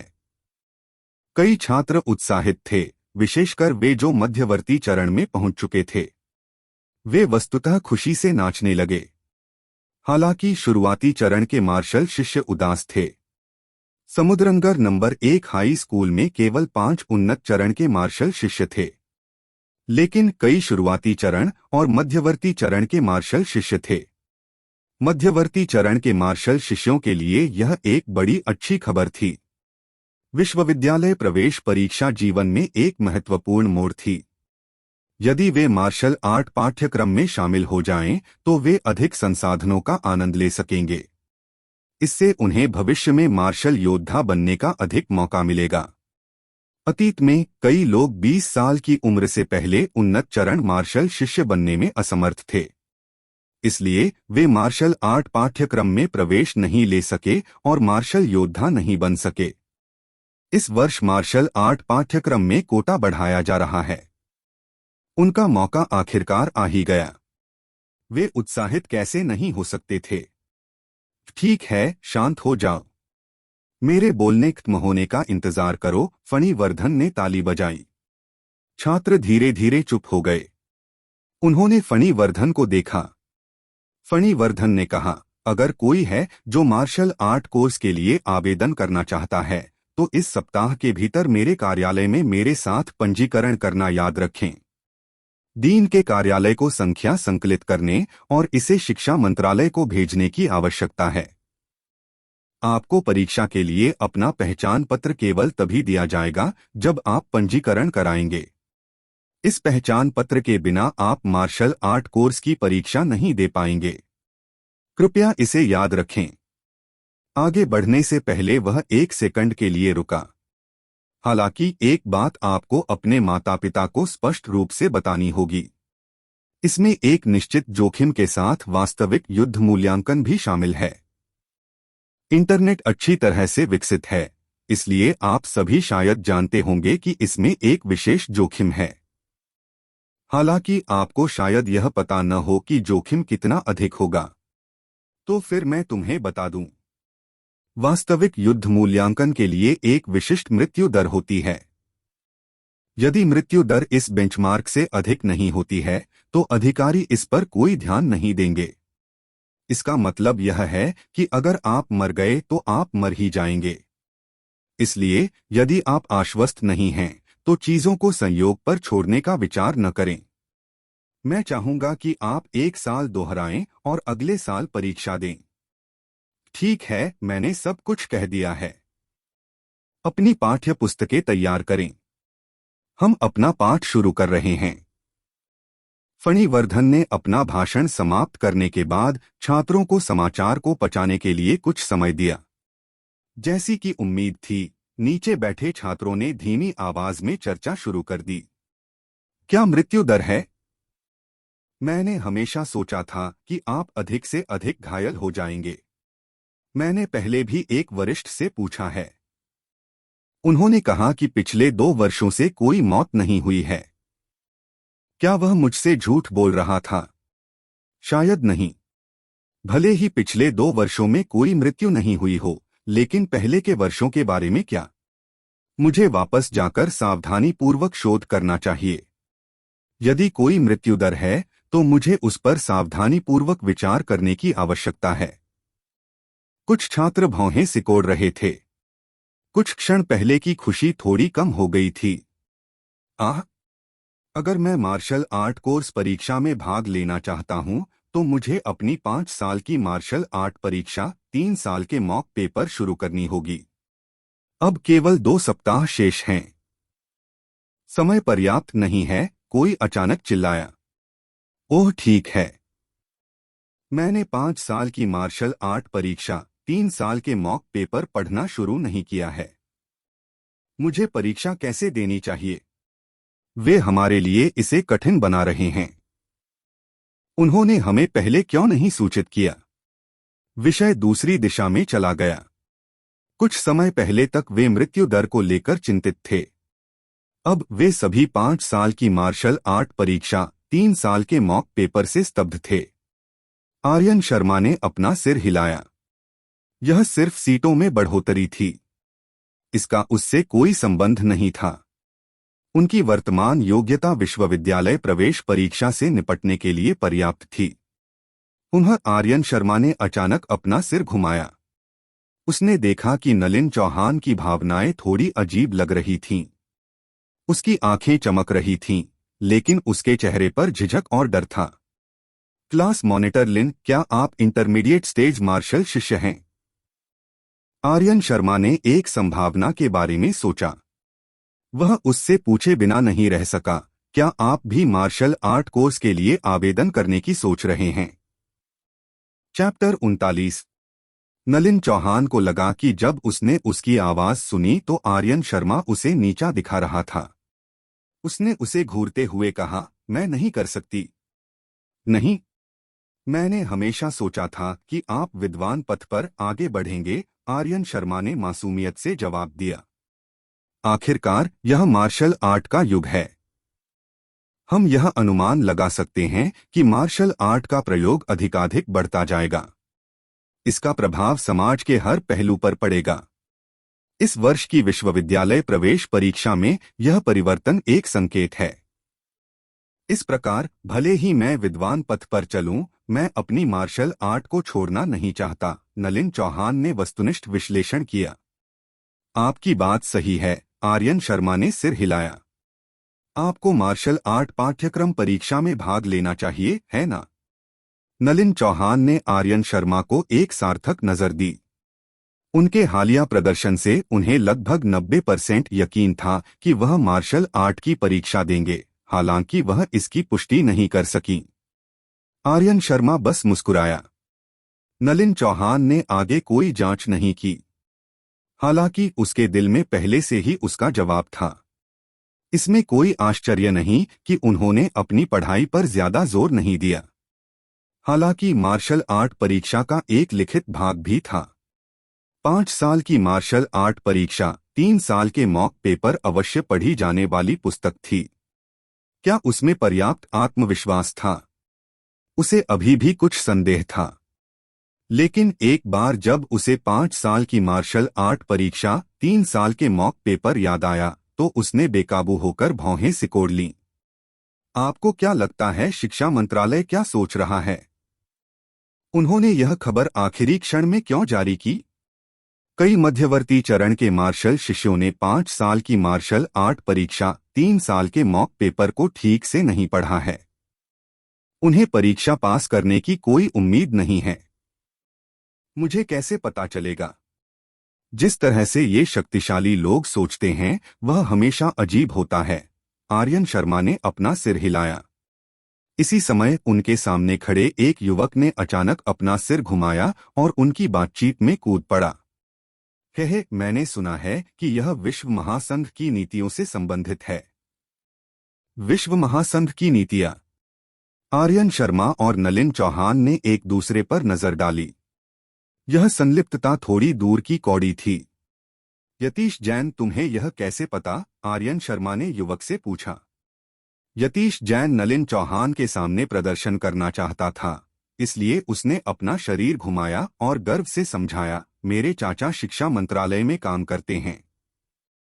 1 महीने पहले मैंने उनसे यह खबर सुनी थी। मैं हाल ही में 5 साल की मार्शल आर्ट परीक्षा 3 साल के मॉक पेपर पढ़ रहा हूं। के आपके पास कनेक्शन है, आर्यन शर्मा ने हंसते हुए उसे डांटा। राजेश शर्मागो को भी इसकी कुछ भनक लग गई थी, लेकिन उसने सोचा कि चूंकि आर्यन शर्मा ने अभी अभी प्रशिक्षण शुरू किया है, इसलिए उसे इस साल परीक्षा देने की कोई उम्मीद नहीं है। इसलिए उसने आर्यन शर्मा को नहीं बताया। नलिन चौहान को थोड़ा अवाक और असहाय महसूस हुआ। एक औसत छात्र और यतीश जैन जैसे व्यक्ति के बीच यही अंतर था। यतीश जैन को यह खबर 1 महीने पहले मिली थी, लेकिन उसे स्कूल के नोटिस का इंतजार करना पड़ा। उसे अपनी जानकारी बहुत देर से मिली। चाहे वह कोई भी युग हो, जानकारी हमेशा सबसे योग्य होती थी। यतीश जैन ने इसे दिल पर नहीं लिया। वह मुस्कुराया और आर्यन शर्मा से कहा, युवा मास्टर आर्यन, आप ही सबसे अधिक कनेक्शन वाले व्यक्ति हैं। तुम मुझे क्यों चिढ़ा रहे हो? फिर उसने नलिन चौहान की अभिव्यक्ति को देखा और उसके विचारों का अनुमान लगाया। उसने जल्दी से उसे सांत्वना दी। क्लास मॉनिटर, ज्यादा चिंता मत करो। चूंकि अधिकारियों ने इस समय जानकारी जारी की है, इसलिए उन्हें छात्रों की दुर्दशा को समझना चाहिए। मैंने यह भी सुना है कि सामान्य परीक्षा की कठिनाई और परिणाम कम हो जाएंगे। यह पिछले सभी वर्षों में सबसे कम हो सकता है। आर्यन शर्मा ने नलिन चौहान को देखकर तुरंत मुस्कुराया। तुमने उसे सुना? इसका मतलब है कि इस साल बहुत उम्मीद है। अब वह चेहरा मत बनाओ। इसके अलावा आपके शीर्ष छात्र के दिमाग के साथ 5 साल की मार्शल आर्ट परीक्षा, 3 साल के मॉक पेपर्स आपके लिए बस एक केक का टुकड़ा है। नलिन चौहान ने आर्यन शर्मा की ओर आंखें घुमाईं। फिर उसने यतीश जैन को जवाब दिया, मुझे यह बताने के लिए धन्यवाद। आपका स्वागत है, आपका स्वागत है।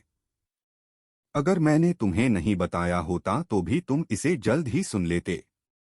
चूंकि उन्होंने यह नीति जारी की है, इसलिए वे जनता से कुछ जानकारी नहीं छिपा पाएंगे। यतीश जैन ने हाथ हिलाया। ठीक है विद्यार्थियों, 10 मिनट की चर्चा समाप्त हो गई है। यदि आप बात करना जारी रखते हैं तो मुझे अब अपना पाठ शुरू करने की आवश्यकता नहीं होगी। फणिवर्धन ने ब्लैकबोर्ड पर दस्तक दी। छात्र तुरंत सीधे बैठ गए। शिक्षक की गरिमा के साथ खिलवाड़ नहीं किया जाना था। पूरी दोपहर तक हर कोई अपने शिक्षक द्वारा दी गई खबर में डूबा रहा। जैसे ही कक्षा समाप्त हुई, उन्होंने एक बड़ी चर्चा शुरू कर दी। कुछ छात्र अपनी पड़ोसी कक्षा पर नजर डालने गए। वे इस बारे में भी बात कर रहे थे। पाठ के बाद कुछ छात्रों ने अपने परिवारों को फोन करने और अपने माता पिता से कुछ अंदरूनी समाचार प्राप्त करने के लिए कहने का मौका लिया। अन्य लोगों ने अपने माता पिता से राय मांगी। मार्शल आर्ट की परीक्षा अत्यंत महत्वपूर्ण थी। कई माता पिता अपने बच्चे का फोन आने के बाद काम छोड़कर समाचारों की तलाश में निकल पड़ते हैं। उन्होंने अपने रिश्तेदारों को ढूंढा और अपने सभी संपर्कों का उपयोग किया। जब किसी परिवार में कोई बच्चा विश्वविद्यालय प्रवेश परीक्षा देता था तो वह हमेशा परिवार का केंद्र बिंदु होता था। दोपहर के 3 पाठ जल्द ही समाप्त हो गए। घर जाने का समय हो गया था। आर्यन शर्मा ने नलिन चौहान की ओर देखा, जो उसके बगल में अपना बैग पैक कर रही थी। मिस क्लास मॉनिटर, क्या मैं तुम्हें घर भेज दूं?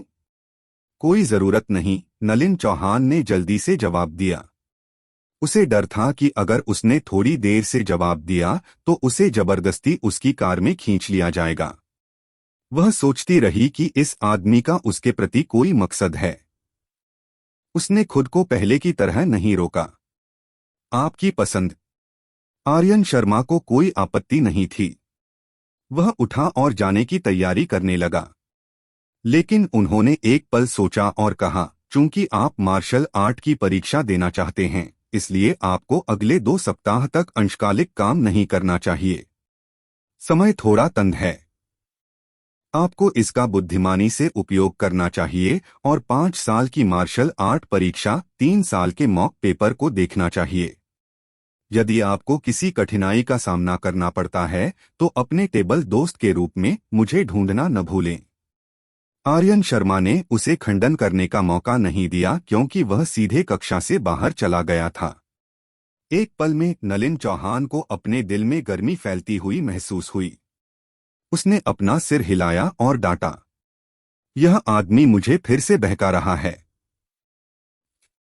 आर्यन शर्मा, रिया गुप्ता और श्वेता तिवारी स्कूल के गेट पर एक दूसरे से मिले। उन्हें पहले से ही बढ़े हुए नामांकन कोटे के बारे में पता था। यहाँ तक कि श्वेता तिवारी और युवराज हेमंत, जो दूसरे वर्ष में थे, भी इसके बारे में जानते थे। श्वेता तिवारी और युवराज हेमंत उत्साहित थे। आखिरकार उनके पास अभी भी 1 साल था। उन्नत चरण मार्शल शिष्य बनने की तुलना में मध्यवर्ती चरण मार्शल शिष्य बनना बहुत आसान था। उनकी संभावनाएं बहुत अधिक थीं। विशेषकर श्वेता तिवारी के लिए, भले ही उसने पहले कभी मार्शल आर्ट का अभ्यास नहीं किया हो, फिर भी 1 वर्ष में इंटरमीडिएट स्तर की मार्शल शिष्या बनना उसके लिए कोई समस्या नहीं होनी चाहिए। बाई परिवार को बस उसे और अधिक संसाधन उपलब्ध कराने की जरूरत थी। हालांकि रिया गुप्ता थोड़ा निराश था। मार्शल आर्ट पाठ्यक्रमों में नामांकन में वृद्धि उन लोगों के प्रति क्रूर थी जो मार्शल आर्ट का अभ्यास नहीं करते थे। उन्हें लगा कि उनके पास कोई मौका नहीं है। एक उन्नत चरण मार्शल शिष्य बनना थोड़ा मुश्किल हो सकता है, लेकिन अगर रिया गुप्ता ने लगन से अभ्यास किया तो भी उन्हें एक मध्यवर्ती चरण मार्शल शिष्य बनने की उम्मीद थी। दुर्भाग्य से इस दुनिया में पछतावे की कोई दवा नहीं थी। जो लोग तैयार थे उन्हें अवसर दिए गए। इस वर्ष उनका यह मौका चूकना तय था। आर्यन शर्मा ने एक पल के लिए सोचा, रिया गुप्ता, शायद आप इस साल को दोहरा सकें। घर जाओ और अपने माता पिता के साथ इस पर चर्चा करो। यह सही है, हम उसे एक साल दोहराने के लिए भी मना रहे थे। युवराज हेमंत आर्यन शर्मा से सहमत थे। भाई आर्यन शर्मा, क्या आप सचमुच सोचते हैं कि मुझे एक साल दोहराना चाहिए? रिया गुप्ता ने अपना सिर उठाया। यह वैसा नहीं है जैसा मैं सोचता हूँ। यह वही है जो आप चाहते हैं, आर्यन शर्मा ने उत्तर दिया। मुझे घर जाकर पहले अपने माता पिता से पूछने दो, रिया गुप्ता कहने से पहले एक पल के लिए झिझकी। आर्यन शर्मा ने उसे कोई जवाब नहीं दिया। आखिरकार अंतिम निर्णय तो उस आदमी पर ही था। हाल ही में उन्होंने जो कुछ भी अनुभव किया था, उसके बाद आर्यन शर्मा को पता था कि मार्शल आर्ट का रास्ता आसान नहीं था। क्या उसे मार्शल आर्ट का अभ्यास करना चाहिए? मार्शल आर्ट का अभ्यास करना सही था या गलत? क्या भविष्य में उसे इसका पछतावा होगा? कोई भी रिया गुप्ता को जवाब नहीं दे सका। उसे यह जानने के लिए व्यक्तिगत रूप से उस रास्ते पर चलना पड़ा कि यह सही है या गलत, या उसे इसका पछतावा होगा या नहीं। चैप्टर 40। मार्शल आर्ट परीक्षा के कारण रिया गुप्ता और उसके दोस्त थोड़े उदास थे। माहौल को पढ़कर श्वेता तिवारी ने जल्दी से विषय बदल दिया। क्या आप जानते हैं कि ज्योति बहल ने आज फिर माउंट बावान की जांच करने के लिए किसी को भेजा था? ओह, उन्हें क्या मिला? आर्यन शर्मा ने उदासीनता से पूछा। यह उनकी उम्मीदों के अनुरूप था। बुद्धिमान लोग आसानी से जिज्ञासु हो जाते थे। ज्योति बहल उस तरह की व्यक्ति थीं जिन्हें लगा कि वह स्मार्ट हैं। उसे कल रात कोई जवाब नहीं मिला, इसलिए वह निश्चित रूप से फिर से जांच करेगी। वो युआन ने बताया कि उन्हें जंगल में लड़ाई के निशान मिले हैं। ताकत के आधार पर यह मार्शल योद्धाओं के बीच लड़ाई हो सकती है, श्वेता तिवारी ने कहा। मार्शल योद्धा? रिया गुप्ता और युवराज हेमंत हैरान रह गए। घटनास्थल पर जलने के निशान थे और कुछ जमे हुए पौधे भी थे। उन्हें बल द्वारा नष्ट कर दिया गया होगा। श्वेता तिवारी ने सिर हिलाया और कहा, क्या वहां मार्शल योद्धा थे? सौभाग्यवश भाई आर्यन शर्मा उन्हें नहीं ढूंढ पाए। यदि नहीं तो वह खतरे में होता, रिया गुप्ता ने कहा। आर्यन शर्मा ने सिर हिलाया। ओह ठीक है, वो युआन कौन है? युवराज हेमंत ने अचानक श्वेता तिवारी से उत्सुकता से पूछा। वह एक युवा महिला है जिससे मेरी मुलाकात कल पहाड़ी विला में हुई थी। वह सचमुच गपशप करने वाली और बहुत जानकार है। वह बातूनी भी है, इसलिए जैसे ही उसने खबर सुनी उसने मुझे भारत संदेश पर एक संदेश भेजा। श्वेता तिवारी हंसने से खुद को रोक नहीं सकी। उसने और क्या कहा? आर्यन शर्मा ने पूछा। उन्होंने यह भी कहा कि ज्योति बहल के आने के बाद सिटी प्रोटेक्शन ब्यूरो के सदस्य भी आ गए। हालांकि ऐसा लगता है कि उन्होंने कुछ भी नहीं खोजा है। श्वेता तिवारी ने आगे कहा, संभवतः दोनों मार्शल योद्धा लड़ाई के बाद चले गए होंगे। आर्यन शर्मा गहरे विचार में था। ऐसा लग रहा था कि श्वेता तिवारी को केवल सही खबरें ही पता थीं। वह शायद कोई सटीक विवरण नहीं जानती थी। स्कूल के प्रवेश द्वार पर अलग होने से पहले उन्होंने कुछ देर तक बातचीत की। समूह अपने घरों को लौट आया। जब आर्यन शर्मा घर पहुंचा तो उसने कुछ अजनबियों को देखा। राजेश शर्मा वो अपनी कार्य यात्रा से वापस आए थे और इन लोगों से बातचीत कर रहे थे। नगर संरक्षण ब्यूरो। मुझे उम्मीद नहीं थी कि वे मुझे इतनी जल्दी ढूंढ लेंगे। आर्यन शर्मा के दिल की धड़कन रुक गई, लेकिन उसके हाव भाव में कोई बदलाव नहीं आया। वह लिविंग रूम में गया और पूछा, पिताजी, आप वापस आ गए हैं? ये लोग हैं? हाँ, राजेश शर्मागुओ ने सिर हिलाया। फिर उसने थोड़ा भौहें सिकोड़ते हुए उत्तर दिया, वे सिटी प्रोटेक्शन ब्यूरो से हैं। वे आपसे कुछ प्रश्न पूछने आए थे। क्या तुमने फिर परेशानी खड़ी कर दी? आर्यन शर्मा को तुरंत महसूस हुआ कि उनके साथ अन्याय हुआ है। मैं परेशानी कैसे पैदा कर सकता हूं? मैं हाल ही में आज्ञाकारी रूप से मार्शल आर्ट का अभ्यास कर रहा हूं और अपने दोस्तों के साथ बाहर जा रहा हूं। मैं क्या परेशानी पैदा कर सकता हूं? मिस्टर वांग, चिंता मत करो। यह सिर्फ एक नियमित जांच है।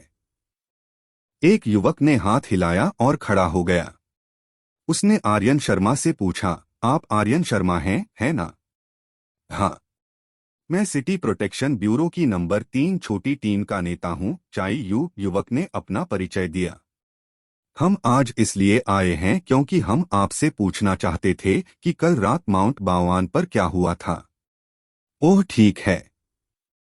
तो आप उस मामले के लिए आए थे। कोई बात नहीं, साथ में पूछो। मैं तुम्हें वह सब कुछ बताऊंगा जो मैं जानता हूं। आर्यन शर्मा ने सब कुछ जानने का नाटक किया। चाई यू ने कुछ प्रश्न पूछे और आर्यन शर्मा ने उन्हें पहले से तैयार किए गए उत्तरों के साथ उत्तर दिया। उनकी कहानी में कोई खामी नहीं पाई जा सकी। विशेषकर जब उन्होंने बताया कि उन्हें दिशा का कोई बोध नहीं है, तो राजेश शर्मा को हंसे और कहा, मुझे इस बात की चिंता नहीं है कि आप उन पर हंसेंगे। यह लड़का बचपन से ही निर्देशों के मामले में बुरा रहा है। सौभाग्यवश अब हमारे पास जीपीएस है। यदि नहीं तो मुझे सचमुच चिंता है कि वह एक दिन खो जाएगा। ठीक है, आपके सहयोग के लिए धन्यवाद। आज हुई असुविधा के लिए खेद है। चूंकि चाई यू को कोई प्रासंगिक जानकारी नहीं मिली, इसलिए वह उठकर चला गया। सिटी प्रोटेक्शन ब्यूरो के सदस्यों के चले जाने के बाद राजेश शर्मागुओ ने अपनी उंगली का इस्तेमाल किया और आर्यन शर्मा के माथे को थपथपाने का नाटक किया। आर्यन शर्मा हंस पड़े। पिताजी, आपने अच्छा सहयोग किया। मुझे चिढ़ाना बंद करो। जब वहां कोई अजनबी नहीं था तो राजेश शर्मागुओ भड़क उठे। अब से आज्ञाकारी बनो और परेशानी पैदा करना बंद करो। आर्यन शर्मा ने यह नहीं बताया कि क्या हुआ था, इसलिए राजेश शर्मागुओ ने उसे सिर्फ चेतावनी दी और आगे जांच नहीं की। कमला शर्मा ने बर्तन मेज पर रख दिए और पिता और पुत्र को रात के खाने के लिए बुलाया। चाई यू एक कार में बैठी थी। कार चला रहे स्टाफ ने पूछा, भाई चाई, आपको क्या लगता है कि युवा लड़के की बातों में कितनी सच्चाई है? यह कहना कठिन है। चाई यू ने भौहें सिकोड़ी। साइट की रासायनिक जांच के आधार पर जो मार्शल योद्धा लड़ रहे थे वे पहले ही मर चुके हैं। घटनास्थल पर कोई तीसरा पक्ष भी होना चाहिए था। लक्ष्मण राणा के बयान से हमें पता चलता है कि आर्यन शर्मा कमजोर नहीं है। वह शायद अब एक उन्नत चरण मार्शल शिष्य है। लेकिन एक उन्नत चरण के मार्शल शिष्य के लिए 2 मार्शल योद्धाओं को मारना असंभव है। इसलिए इसका उससे कोई लेना देना नहीं होना चाहिए। उसने शायद लड़ाई देखी और डर गया, इसलिए उसने सच बताने की हिम्मत नहीं की। ड्राइवर ने भी अपना अनुमान लगा लिया। क्या यह संभव है कि 2 मार्शल योद्धा एक साथ मारे गए और उसने उनका लाभ उठाया? क्या आप बहुत अधिक उपन्यास पढ़ रहे हैं? अगर ऐसी कोई भाग्यशाली बात है तो मेरे साथ ऐसा क्यों नहीं हुआ? चाई यू ने अपनी आंखें घुमाईं। हाँ भाई चाई, क्या आप नहीं जानते कि यह कथानक आजकल लोकप्रिय है? जब आप इसे पढ़ते हैं तो अच्छा लगता है, ड्राइवर हंसा। बस सड़क पर ध्यान केंद्रित करें। चाई यू हंसा और उसे डांटा। फिर वह आह भरने से खुद को रोक नहीं सका। आह! लक्ष्मण राणा और आर्यन शर्मा दोनों उन्नत स्टेज मार्शल शिष्य हैं। संभावना है कि वे भविष्य में मार्शल योद्धा बन जाएंगे। ली परिवार और शर्मा परिवार कोई साधारण परिवार नहीं है। उनका जीवन सचमुच अच्छा है। इसके अलावा मार्शल योद्धाओं की संपत्ति गायब हो गई है और उनके सेल फोन भी गायब हो गए हैं। हम उनकी पहचान नहीं जानते और हमें तो यह भी पता नहीं है कि जांच कहां से शुरू करें। यह संभवतः एक अनसुलझा मामला बन जाएगा। आप सही हैं। जब से हम ब्रह्मांड महाद्वीप से जुड़े हैं, मार्शल योद्धाओं की मौतों और गायब होने की गिनती करना मुश्किल हो रहा है, कर्मचारियों ने अफसोस जताया। रात्रि भोजन समाप्त होने के बाद जब उसके माता पिता नहीं देख रहे थे, तो आर्यन शर्मा अंडे वाला बैग अपने शयन कक्ष में ले गया। उसने अंडा निकाला और उसे इनक्यूबेटर में रख दिया। उसने इनक्यूबेटर चालू किया और उसे धीरे धीरे अंडे को इनक्यूबेट करने दिया। फिर वह अपने बिस्तर पर लेट गया और अपना सिर अपने हाथों पर रख लिया। वह कुछ समय से अचंभित था। फिर वह अचानक बिस्तर से उछल पड़ा और एक दर्पण निकाला। आर्यन शर्मा ने दर्पण की ओर देखा और अपनी आध्यात्मिक दृष्टि सक्रिय कर दी। उसने अपनी पुतलियों पर काली फिल्म की एक पतली परत देखी। ऐसा लगता है जैसे मैंने कॉस्मेटिक कॉन्टैक्ट लेंस पहन रखे हैं। मेरी आंखों की गहराई में लाल रोशनी का एक धब्बा है। हे भगवान, वे कौवे की आंखों की तरह क्यों दिखते हैं? आर्यन शर्मा ने उसकी आंखों को ध्यान से देखा और तुरंत निराश महसूस किया। क्या वे सचमुच कौवे की आंखों में बदल गए? मुझे आश्चर्य है कि आध्यात्मिक दृष्टि किस प्रकार की प्रतिभा है। एक आह भरते हुए आर्यन शर्मा ने अपने कमरे को देखा। जब उसने इनक्यूबेटर पर अंडा देखा तो उसकी नजर अचानक रुक गई। यह है। जब उसकी आध्यात्मिक दृष्टि सक्रिय हुई तो अंडा पूरी तरह लाल हो गया, मानो वह जलती हुई ज्वाला का गोला हो। अग्निशमन बल। क्या ऐसा हो सकता है कि आध्यात्मिक दृष्टि का उपयोग मुझे बल देखने की अनुमति देने के लिए हो? आर्यन शर्मा के मन में एक अद्भुत विचार आया। यह वह प्रतिभा हो सकती है जिसने कौवे को समुद्रनगर शहर को खोजने की अनुमति दी। इस तरह यह उस पर ताला लगाने में सक्षम था। यह प्रतिभा विशालकाय कौवे से आई थी।